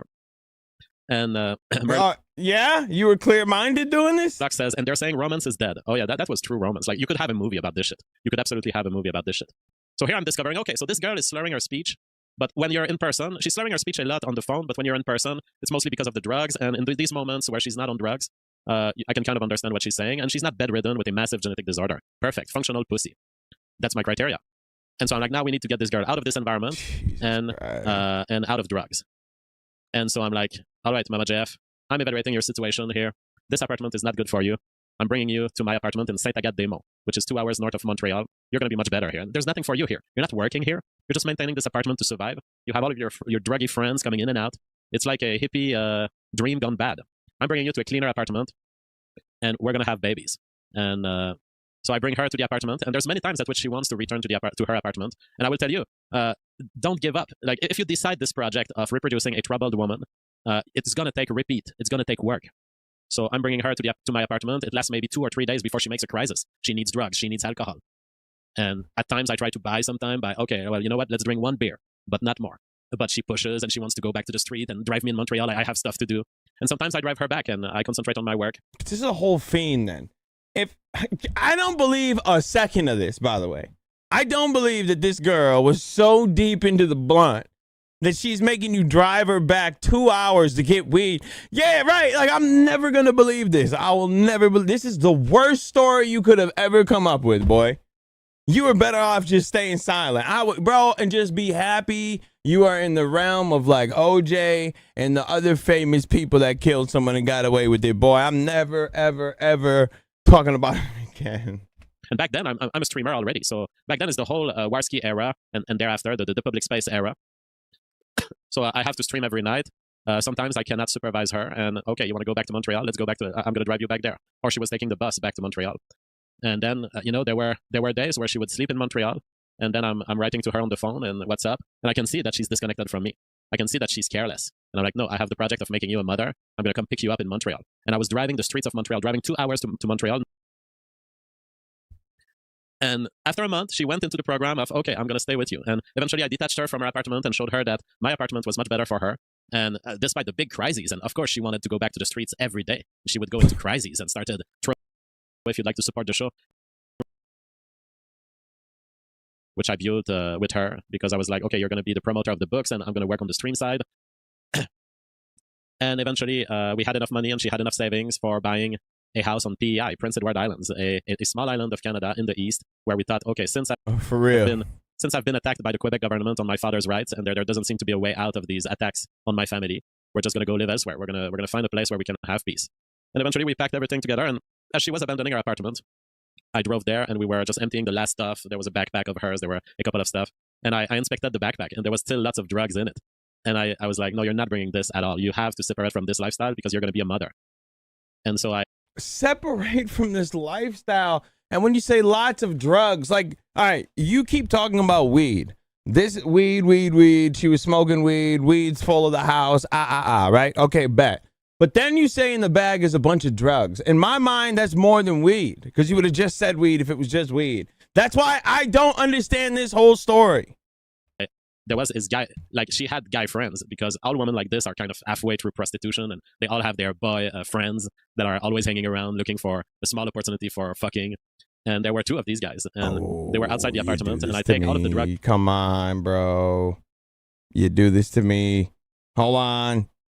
There we go. He was a nigger. Gotcha, that I find in her backpack, and I go give it to one of the guys. And those guys were, they were kind of beta friends. These kinds of guys who hang around women and they just hope to get the crumbs of sex they can get. And there I was, the Giga Chat, just bringing her out of this whole environment and telling her, you're going to be a woman, shut the fuck up. You're going to be a mother, shut the fuck up. And I take the drugs that she had in her backpack and I hand it to the guy. And I said, look, I don't want her to have any of this. So I'm giving them to you. You probably have a purpose for it since you're hanging out in those circles. What up? And he was like, oh, bro. You know what? I think it's going to be very good for her, what you're doing. Like, completely taking her out of this lifestyle. That's very good, bro. And I was like, yeah, you get it. You got it. All right. The people who make disparaging comments, I will ban you, because no matter how much the situation of Mama J. Oh, we're not going to buy this nonsensical story that she was so deep into the weed that she's in the streets for real and wants to be back. She'd rather be in the streets than be with you. Get out of here, bro. No one's going to believe this bullshit, son. I'm going to ban you because you don't believe my story? F was bad at the moment I encountered her. I believe that there is absolutely no question that I improved her life, that I allowed Mama JF to get to the best of herself, the best of what she could be. So we're getting ready to move to PEI, and we still have something to deal with, which is that Mama JF has been engaged in criminality her whole life. And in Canada, the petty criminality of women is not punished at all. They don't just get pardoned in Canada. They get eraser of your record. So you can literally commit crimes every month of your life, and the new judge that's looking at you for the current crime doesn't even know that you have a rap sheet of 100 crimes before that. So before we leave Quebec, we have to make sure that Mama Jeff doesn't have outstanding criminal trials. And there is... We had to make sure that she didn't have outstanding criminal trials. What in God's green earth does that mean? That you have to make sure that she doesn't have a criminal trial? That's just something you don't just slip your mind. Oh, man. I forgot I had a trial to attend. Oh, you're right. It must have just popped out of my brain. I totally forgot. Oh, my God. I went to work and not my criminal trial. There is one trial that she's going through for stealing salmon at a supermarket. Trial. She's on trial for stealing salmon. And so I'm like, we have to get you an unconditional pardon, because if you're being kept into this... Yo, niggas, stop playing with me, son. They put her on trial. That's what y'all doing up in the Great White North? Yo, that's what y'all doing? They going to trial over salmon? Over the Salome? Stop, son. Stop. Criminal system. If you're being jailed, if they keep us, if they put a condition that you have to stay in Quebec, then we won't be able to flee. And so I'm like, I'm gonna. They putting you on trial for that over the salmon, over a fish trial. Go with you at the trial, and we're gonna make a case that you're now totally fixed. That you're now set with a moral man who was, and it wasn't even. We're going to make the case. Oh, so JF's the lawyer now too. Wow, he's killing the false. game. It was true that you have now encountered a moral man who has put you on the track of morality, and that you regret what you've done, and that you would like an unconditional pardon. Now, the reason I concocted for this is we were getting ready to publish the revolutionary phenotype, and I was like, we're gonna make the. I see what you did there, brother. Case that I'm an international celebrity, and I am. And I need you now as my assistant. And we're going to need to travel across Canada, and we're going to need to travel to other countries sometimes. And it would be very bad if there was something on your criminal record, because then you wouldn't be able to be my staff assistant. And precisely this idea that you're my assistant and my editor is what has fixed your life. It's what has taken you out of this criminal milieu. So that was the idea. And she had kind of a lawyer that kind of, I don't know if it was a public defender, but a very cheap lawyer that she had. And the lawyer didn't even show up at her trial. And so the judge was constantly saying all day, sorry, your lawyer is not there. He hasn't shown up. We'll put you at the end of the day. We're going to wait for your lawyer. The lawyer never shows until the very end. And then at the very end, I'm regrouped. They bring me in. They bring me in a side discussion, not in front of the judge. Those people who ask personal questions, I'm going to ban. So get ready. I'm going to ban a lot. For those people who want to bring the conversation where I've decided not to bring it, fuck off or I'll ban you.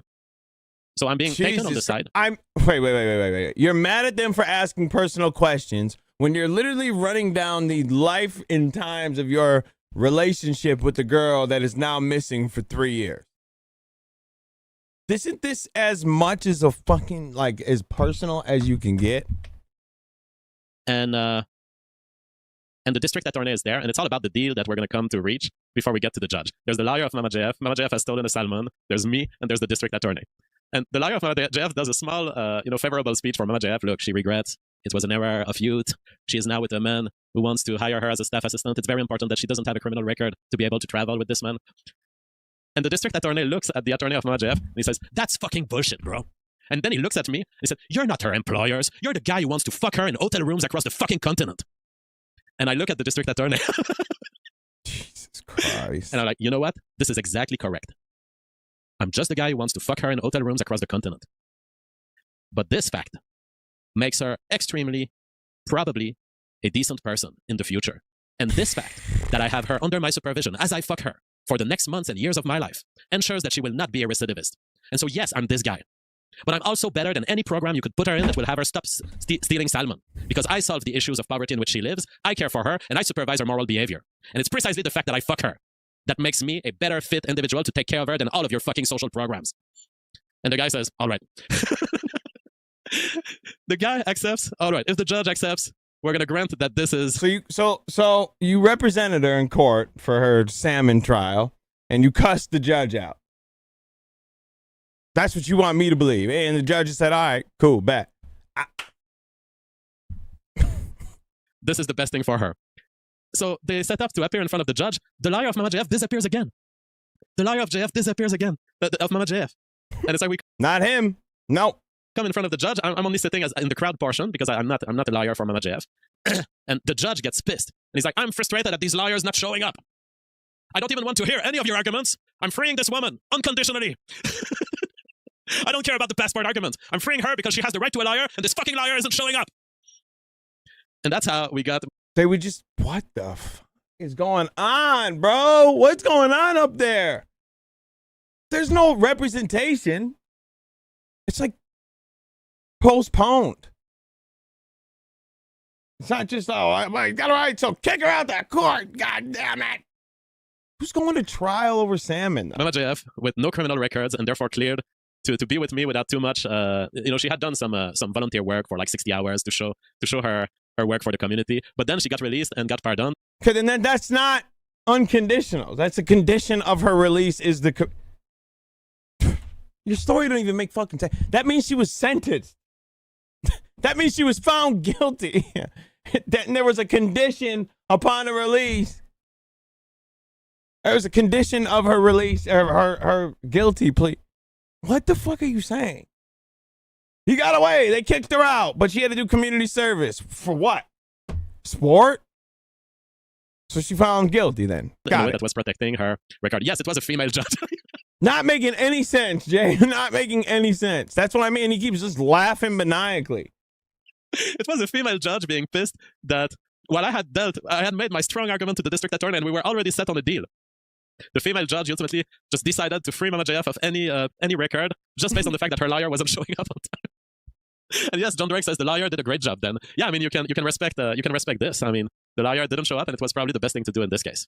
So there I was, having claimed my woman, and I want you to understand. I'm telling you all this story not because I care about my own story, but to all the guys out there, these opportunities, you have to grab them in ways that are irrational, that are over the top. It's insane what I had to do for a fucking female, but I did it.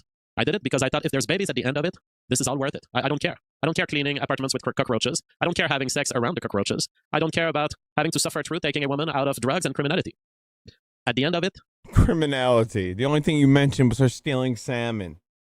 Criminality. Oh boy. It's whether I have reproduction or not. And since there's a potential to it, and since there's no other option, nah, he really do think he's cooking. So we built our life in a cheap house of PEI because I don't like having mortgages or debt. So we just bought. Bro, I can't be around roaches, Nino. I couldn't be around them, boy. It's cash on PEI.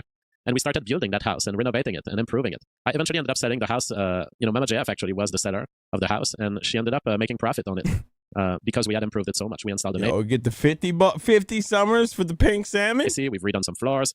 We've built a whole farm around the house. This was the greenhouse, and I'm showing you here a preview of White People Food because that passage is in the book. And those are some of the harvests we got. I built this greenhouse myself with the pillars, with the cross X's that were maintaining the lateral stability. I built it with automated watering of all the fields, and I built it. Man, this dude built shelter, in a way that bro. just your iPhone or your phone can just trigger a schedule, and you can decide I'm watering for 30 minutes or I'm watering for 1 hour. It was an extremely advanced and technological greenhouse, and we made it absolutely beautiful. It was beautiful. He has to do all this, not because he wants to, it's because the place where he lives, everyone's terrified every time he goes to town. They think that they're next on the chopping block. No, I'm just kidding. I'm just fucking around. I really don't. But that'd be funny, though. To see on the outside. We planted pear trees and apple trees on the land. I had to abandon. He's like Johnny Depp in Secret Window, bro. They all know what you did, but they just got to live around you. But they all know what you did. All of this eventually down the line, and I'll tell you why at the later in the story. But this was a very idyllic moment.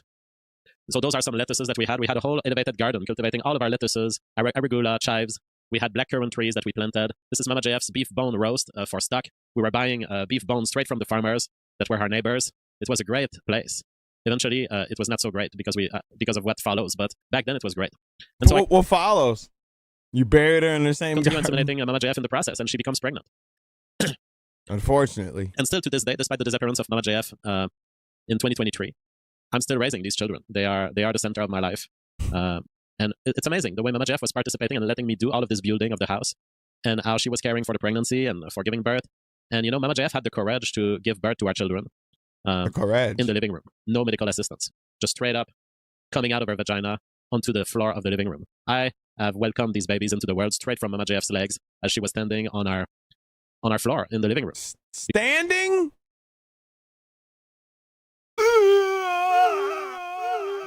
So she squatted over like a barbarian, like a Neanderthal, and just squeezed out kids? That's demonic, bro. She ain't even, God, she was hunched over like a gorilla, just splashing kids out of her. Standing?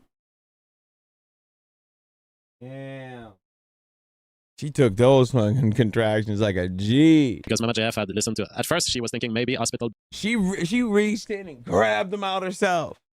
Took the hatchet. Hey, Cleo! And just held him up. Just like but I told her, you know what? Yes, that's her in the basement, wilding out. If you want, we can do home birth. And she eventually got super addicted to these indie birth podcasts that they do. And she listened to it more and more, and she became fascinated at the idea of giving home birth. And she just gave birth on the floor with the placenta coming out and the whole floor covered in blood. It was beautiful. So few men on this planet Earth have the chance to experience the true couple giving birth in the natural way, in the way it's meant to be. Because there's so much intervention once you get into a hospital, it messes with the whole process. The fact is, the way to give birth by nature is simply to accept that your body has control of it all, and that as a midwife once told me, there are no babies that stay stuck in your belly. There are no women walking around with a 90-year-old baby in their belly. And that's because every pregnancy will end up in delivery. And nature has it all figured out. Most of the What fucking nonsense is that? Of course they won't stay in your stomach forever. What is wrong with you? things they do in hospitals is completely you might useless. be And it's actually lying. taking medical credit Yeah. for the beauty of nature. So yeah, there aren't much home birth risk. You need to research. You need to know what if this thing happened. But other than this, it's That's just a risk, yeah. There's no risk. You just got to research what happened if this happens. Yeah, no, that's what they call a risk. Yeah, yeah, that's good. I could have sworn that's called a risk. work. It's just going to work because it worked for all of your ancestors. And so the chances that you need a nurse to make a pregnancy work. Probably didn't want any doctors because he knew how not mentally well she was. And if a doctor sees that a guy that is more put together than this girl as having babies, something might happen. So you're gonna have this kid at home. It's very standing up, apparently. low. Because nature has it figured out so much better than what hospitals can do. So I had the privilege of welcoming. I'm sorry. Say that again. What? What did you just say? Hold on. Say that nonsense again, sir. Your ancestors. And so the chances that you need a nurse to make a pregnancy work is very low. Because nature has it figured out so much better than what hospitals can do.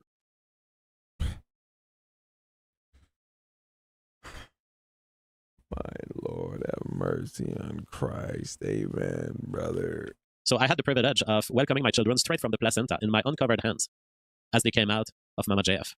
And that is absolutely beautiful. Now, you always have in Canada, you have to declare children. So it's like the first baby, we went to my walk-in doctor. You know, the walk-in doctor is supposed to handle little coughs and little injuries and, I need a Band-Aid here. And we just arrived in the morning and he was used to see me, for just general health checkups and everything. Like, all right, today for the walk-in doctor, we're just coming here to show you this baby, check that he's healthy, and we're going to register him for birth. And we would need a letter from you because the agency that registers the birth, they need a letter. And the Indian doctor, which I respect, he was a good Indian doctor. But still, when they're in... What does it matter if he's Indian? Yeah, they don't have this American culture of liberty. And he looks at me and he's like, every child in Canada must pass through the hospital. And it's not true. It's not true. Because every child is not your child. It's the child of the state. And I'm looking at him and I'm like, the state? And he starts making a whole crisis that you have to go to the hospital. So it was Mama JF, by her choice of delivery, shocked the conscience of the medical establishment on PEI. But it was just okay. We said to the doctor, all right, you want us to go to the hospital? We're going to go to the hospital. But it does look like this child is very healthy. So we go to the hospital and it was just a bureaucratic stuff. It was just filling papers and saying, yeah, the child is born.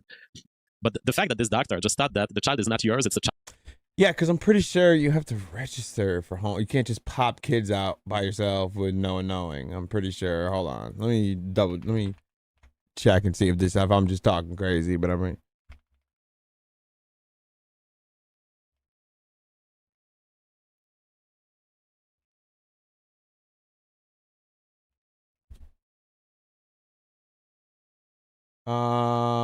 It's recommended that have a hospital transfer plan in place if complications arise during labor. Ensure your home is located within a short drive. Discuss transfer protocols as your midwife or healthcare provider. How to handle. Okay. Whoa, Jesus Christ. Good thing I didn't show that. No, you don't actually. No, you don't. I thought you did. I want to see how much he's lying. I want to know. Out of the state. Fuck this shit. By the way, home birth is not illegal in Canada. So it wasn't connected to reality here, but I guess he was so nervous that he would have some lawsuits going after him that he just overreacted emotionally. So that's how it happened. And then everything went well, but eventually, women, they lose love for you. And Mama JF lost love for me because when she got to know me, I was a big celebrity and there was everything on 4chan about me. But eventually, I became a smaller streamer and sometimes women will just lose respect for you. And she was progressively losing respect for me. And it's like in a normal brain, a woman should just respect you for having taken out of the shit you lived in. Like she should be adoring me for the rest of her life for taking her from the shit she lived in into a mother. and in fact, a mother farmer with a whole self-sustainability program around us, with a whole greenhouse to produce as much vegetables as the family needed for the whole year. Normally, a woman should be able to translate from, oh yeah, you know what, good guy. Oh yeah, you know what, good guy for taking me out of the street. Oh yeah, you know what, I'm better without drugs than with drugs. And oh yeah, I'm better as a mother than without being a mother. But a woman who is programmed for the search of thrill and risks will never do that. Murdoch says, nah, druggies don't do that. They don't. And they fail at it because their brain is reprogrammed in dopamine ways to reinforce whatever they're seeking. And when they have the life of no thrill, and JF is a smaller streamer, and they don't talk about him on 4chan anymore, they lose respect for you. And it's not good for them, as we know from the story of Mama JF. It's really not even in their favor. So eventually she starts disconnecting, and she tries to have drugs. she's hiding drugs and small quantities of alcohol in the house. And every time I find them and I throw them in the trash. And she finds ways somehow to get out and go buy these things while I don't pay attention, or maybe while I'm at the grocery store. And I'm like, not in this house. I'm banning all of this behavior in this house. So she was sneaking out. Before she had to go all the way to Montreal for it. But now she's got the plug near the house and she could just, are you telling me she's walking to Montreal? I'm trying to get the story straight here, because before it seemed like she had to go there and be in the streets and whatever. But now she could just go wherever now.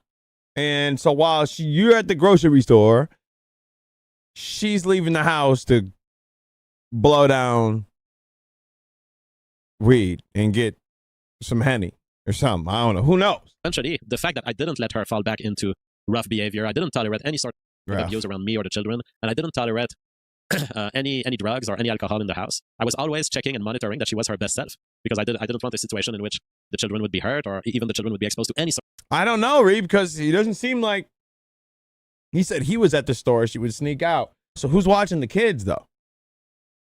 Or they were just fending for herself while she was busting it? Sort of chaos.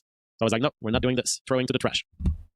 And because I'm home 24/7, it wasn't so bad. I was able to actually monitor her behavior properly.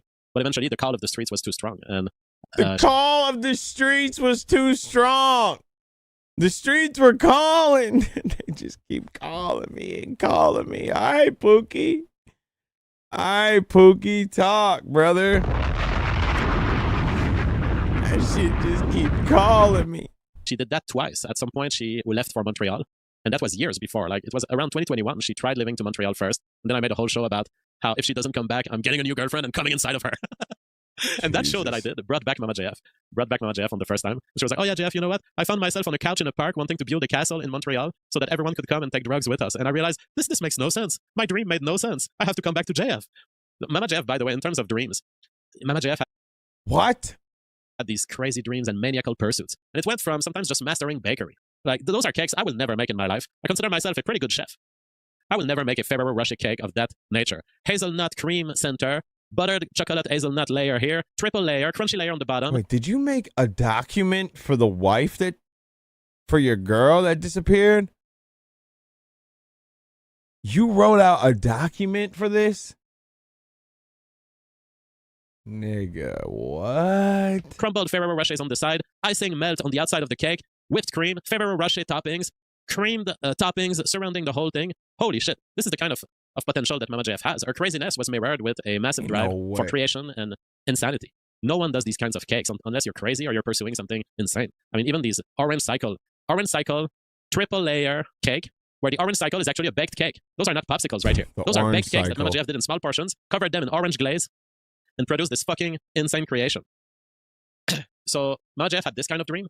She also had other dreams. At some point, she wanted to run away to save the white race, to go warn the Quebecois that they are in danger, to go lead a political revolution movement in Europe, to go build a castle in the US where she can welcome people from all places of the world and create a utopia. This is what living with Mama JF meant.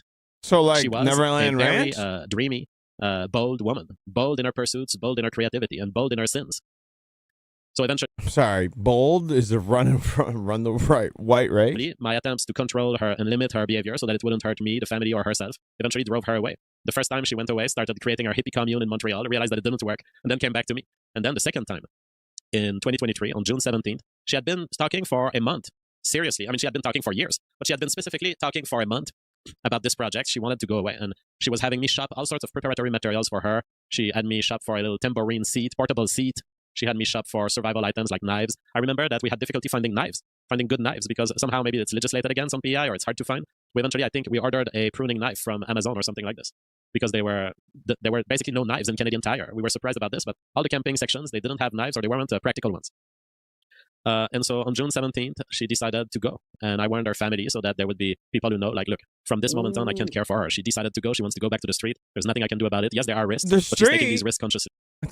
Maybe he's not talking about that time. Could have swore you took her to the woods. The position of our family has always been, don't retain her. If she wants to go, she goes. So that's what I did. I also agree, you can't, there's a limit at which you can retain a person who wants to go. So she went.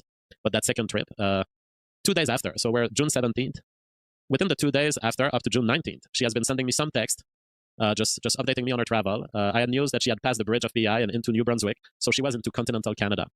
Apparently, she was hanging out around the city of Moncton, which is the big city of New Brunswick. Moncton, that's where. Yo, shout out to Trailer Park Boys, man. They were trying to ship weed up to Moncton for the Snoop Dogg show. Shout out. And through FedEx. Some of the last things that she has said to me, both in voice, in person before leaving, and on these text messages, she was telling me, Jeff, don't ever wait for me. Go find a new wife because I'm not coming back. And I was telling her, no, I'll wait for you. You know, we already have children. I would like you to come back. Maybe if you come back in 2-3 years, I'll take you back and we can have more children if you want.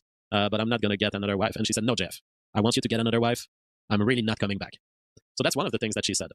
She also, you know, we dealt with all the business rights to the books that I would do in the future. We arranged the financials because she didn't want a separation in court. She wanted the business to continue as it ran. She wanted her work to continue being her work and eventually benefit our children. But she wanted it arranged in a way that I can make sure that it continues. That's why, you know, even still, despite it's our editing company, but I'm still selling the revolutionary phenotype myself on the stream, just like when we were together. So she wanted all of this to continue, the whole duo between the stream and the books. So one of the things that she said on the text that she sent me, she said, do you have all the passwords? Do you have all the controls for the business that you need? If you need me to do a phone call in the next 30 minutes. Let's see some of these text messages, yeah? Let's see some of these final texts in your doc. I mean, you wrote everything else out. You're going to tell me that a girl that has been missing for this long, that the whole internet believes that you killed, you didn't save not one message? Boy, please. I would have saved every message to prove. Look at, I'm talking to her after she left me. Look at this, man. He better show some. I can help you. But in 30 minutes, I'm disappearing forever. Okay, imagine so, like, that. in front of this statement, he clubbed it with the dumbbell. He's been using I was like, it. okay, what is that? She's going to disappear forever in 30 minutes. Okay, so she's deciding to go off grid. She's really not planning to come back, and in fact, she's planning to do something like exactly what the Edward Snowden book that she had bought maybe a year or two before, and we had a copy of the Edward Snowden book. And she had read massive portions of it. And she was constantly telling me about how you have to, if you want to really go anonymous, you need to destroy these chips in your cell phone and you need to get rid of this electronic and this electronic. She had read all of this. And she had several times during our relationship talked to me about, Jeff, how can we be reborn? How can we be completely a different person? How could I change my name? She wanted to know about all this, and she was fascinated by it. So when I got this message, I thought, all right, she's activating Operation B. Let's call it that. Not that we ever talked about it as a named operation, but very clearly to me, it was like, okay, she's planning to do something absolutely insane, but it's totally in line with what she's always doing, and that's what she wants to do. So it's like, at some point, you have to acknowledge the capacity for someone to consent to risk. Because people have very broad judgment. They say, oh, this person is making bad decision. But the fact is, there are bad decisions that are bad by the perspective of the risk, but they discount the fact that some people want to take risk, and they want to take risk consciously, which is why I think it's insane to do something like parachuting. But I'm not going to stop someone from parachuting because I acknowledge... Hold on. Wait a minute. Hold on.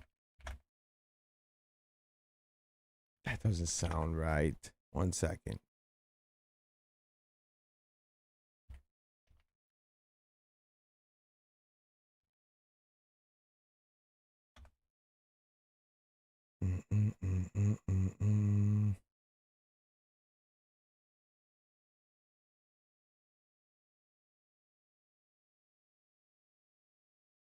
Where? Oh, right here.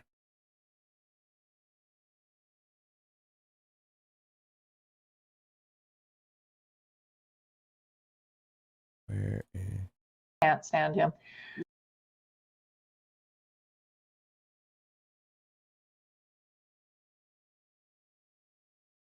Where is the... I'm trying to find something real quick. 1 second.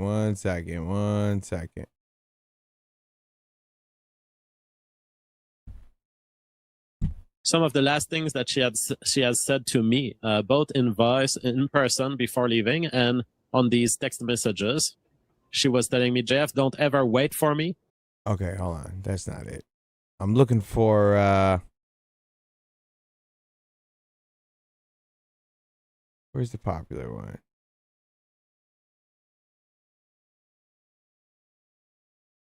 I'm trying to find... Damn. All right, forget it. All right, let's go back to it. I was trying to find a video because I could have swore he told a different story than this. But it's all right. You know what? It's insane. You're exposing yourself to a risk for absolutely no reason. But I understand that you can understand that risk, and I'm going to let you do it. Same thing with Mama JF. It's not like I can say, oh, she's acting bizarre. Let's get her in a psychiatric hospital. Because down the line, the psychiatric hospital is always going to release these people back. And all that you're going to have done, 2 weeks down the line, she's out of the hospital. And she hates you.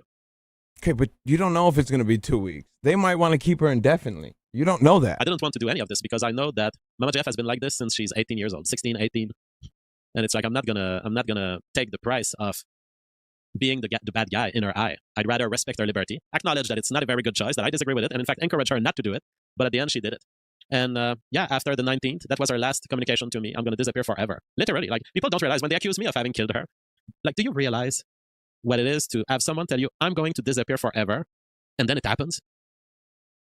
You don't realize what it is. But it's like, yeah, you do have to respect that. Okay, well, whatever happened there, it's not my fault. It's not my fault. And there was nothing I could do. What do you want me to do? A woman tells you, I'm going to disappear forever. All right, well, I'm ignoring it at first. Then you wait 1 week. Wow, she's truly disappeared. Then you wait 1 month. Wow, she's really not coming back. Then you wait 3 months.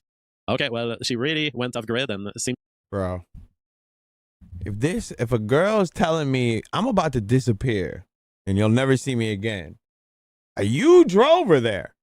That's what you said. You said you drove her to the spot. And then she got out and walked away.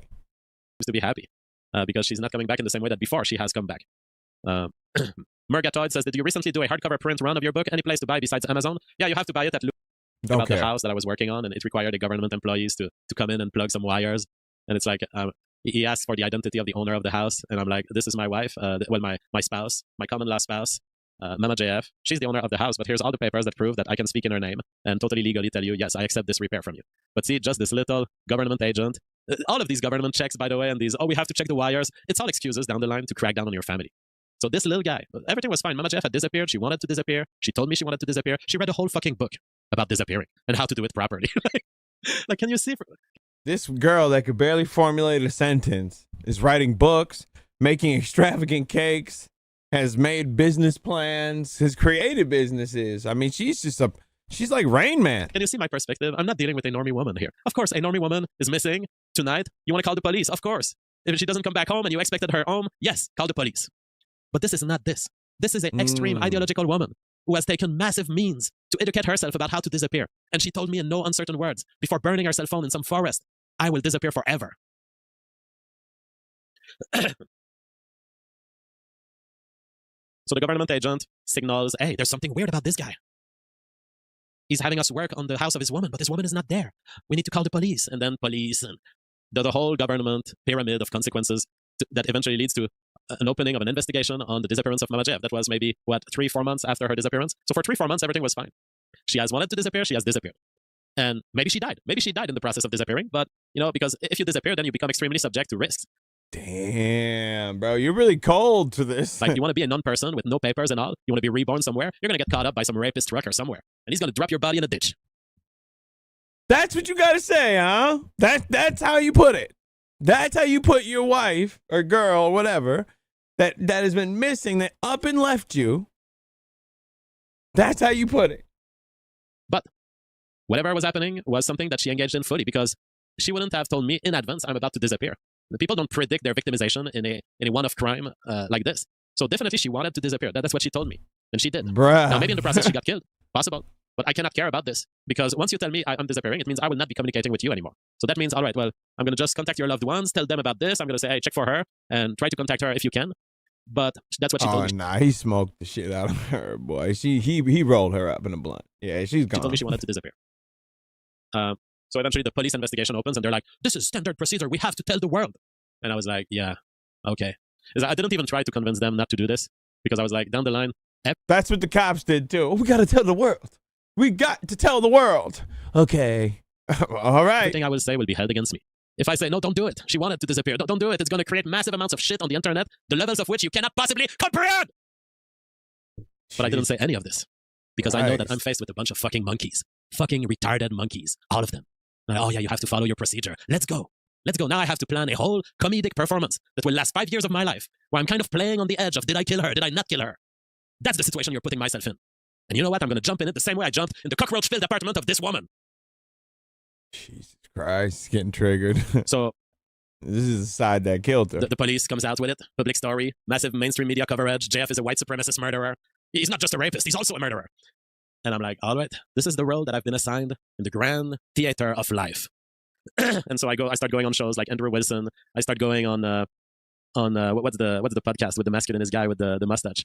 I love this guy, but I don't. His name is kind of escaping my head. So I start doing public performances of comedy where I'm like, these women, you know, we need to impose our rule on these women. And of course, it's funny. It's yeah, Dick Masterson is his name. It's funny because I'm in a situation that is so unique. I am probably the only man in the history of humanity who has an opportunity to do a public live reality performance that is at the edge of gallows humor in the world of comedic with a subentendre of possible murder. Literally, this situation will not show up in your life. And you know why this situation will not show up in your life? Because when you see the cockroach-filled apartments with the...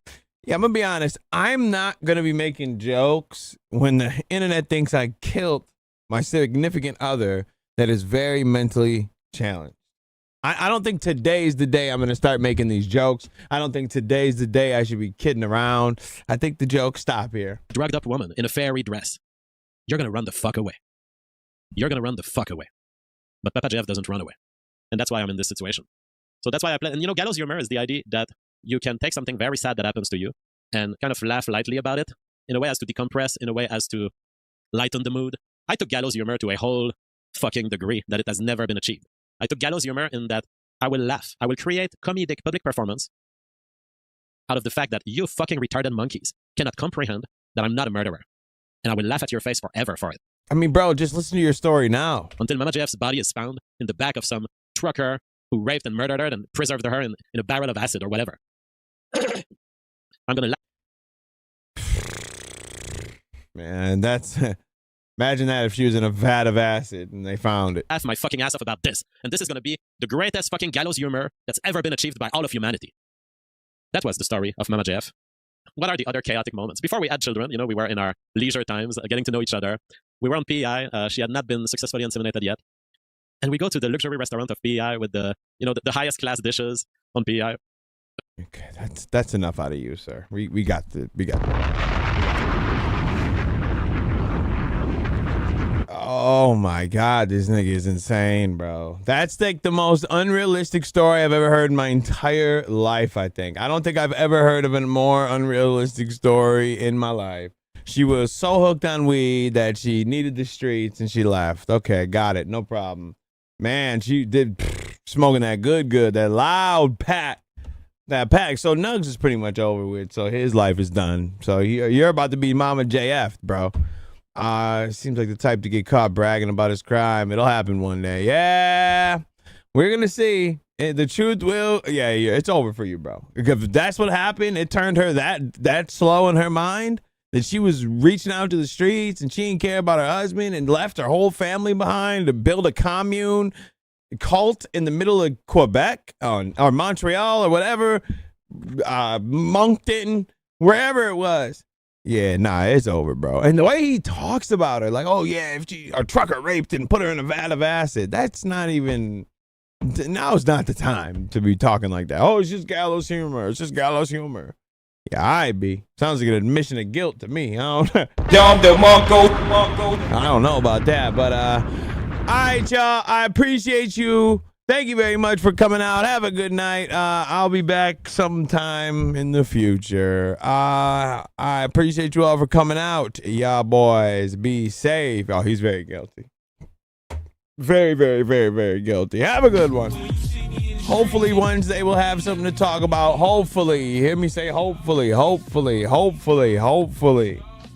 Hopefully. I'm gone. Nope, I'm here still. Now I'm gone. When you see me in the street and you greet me, every time we meet, all you gotta say is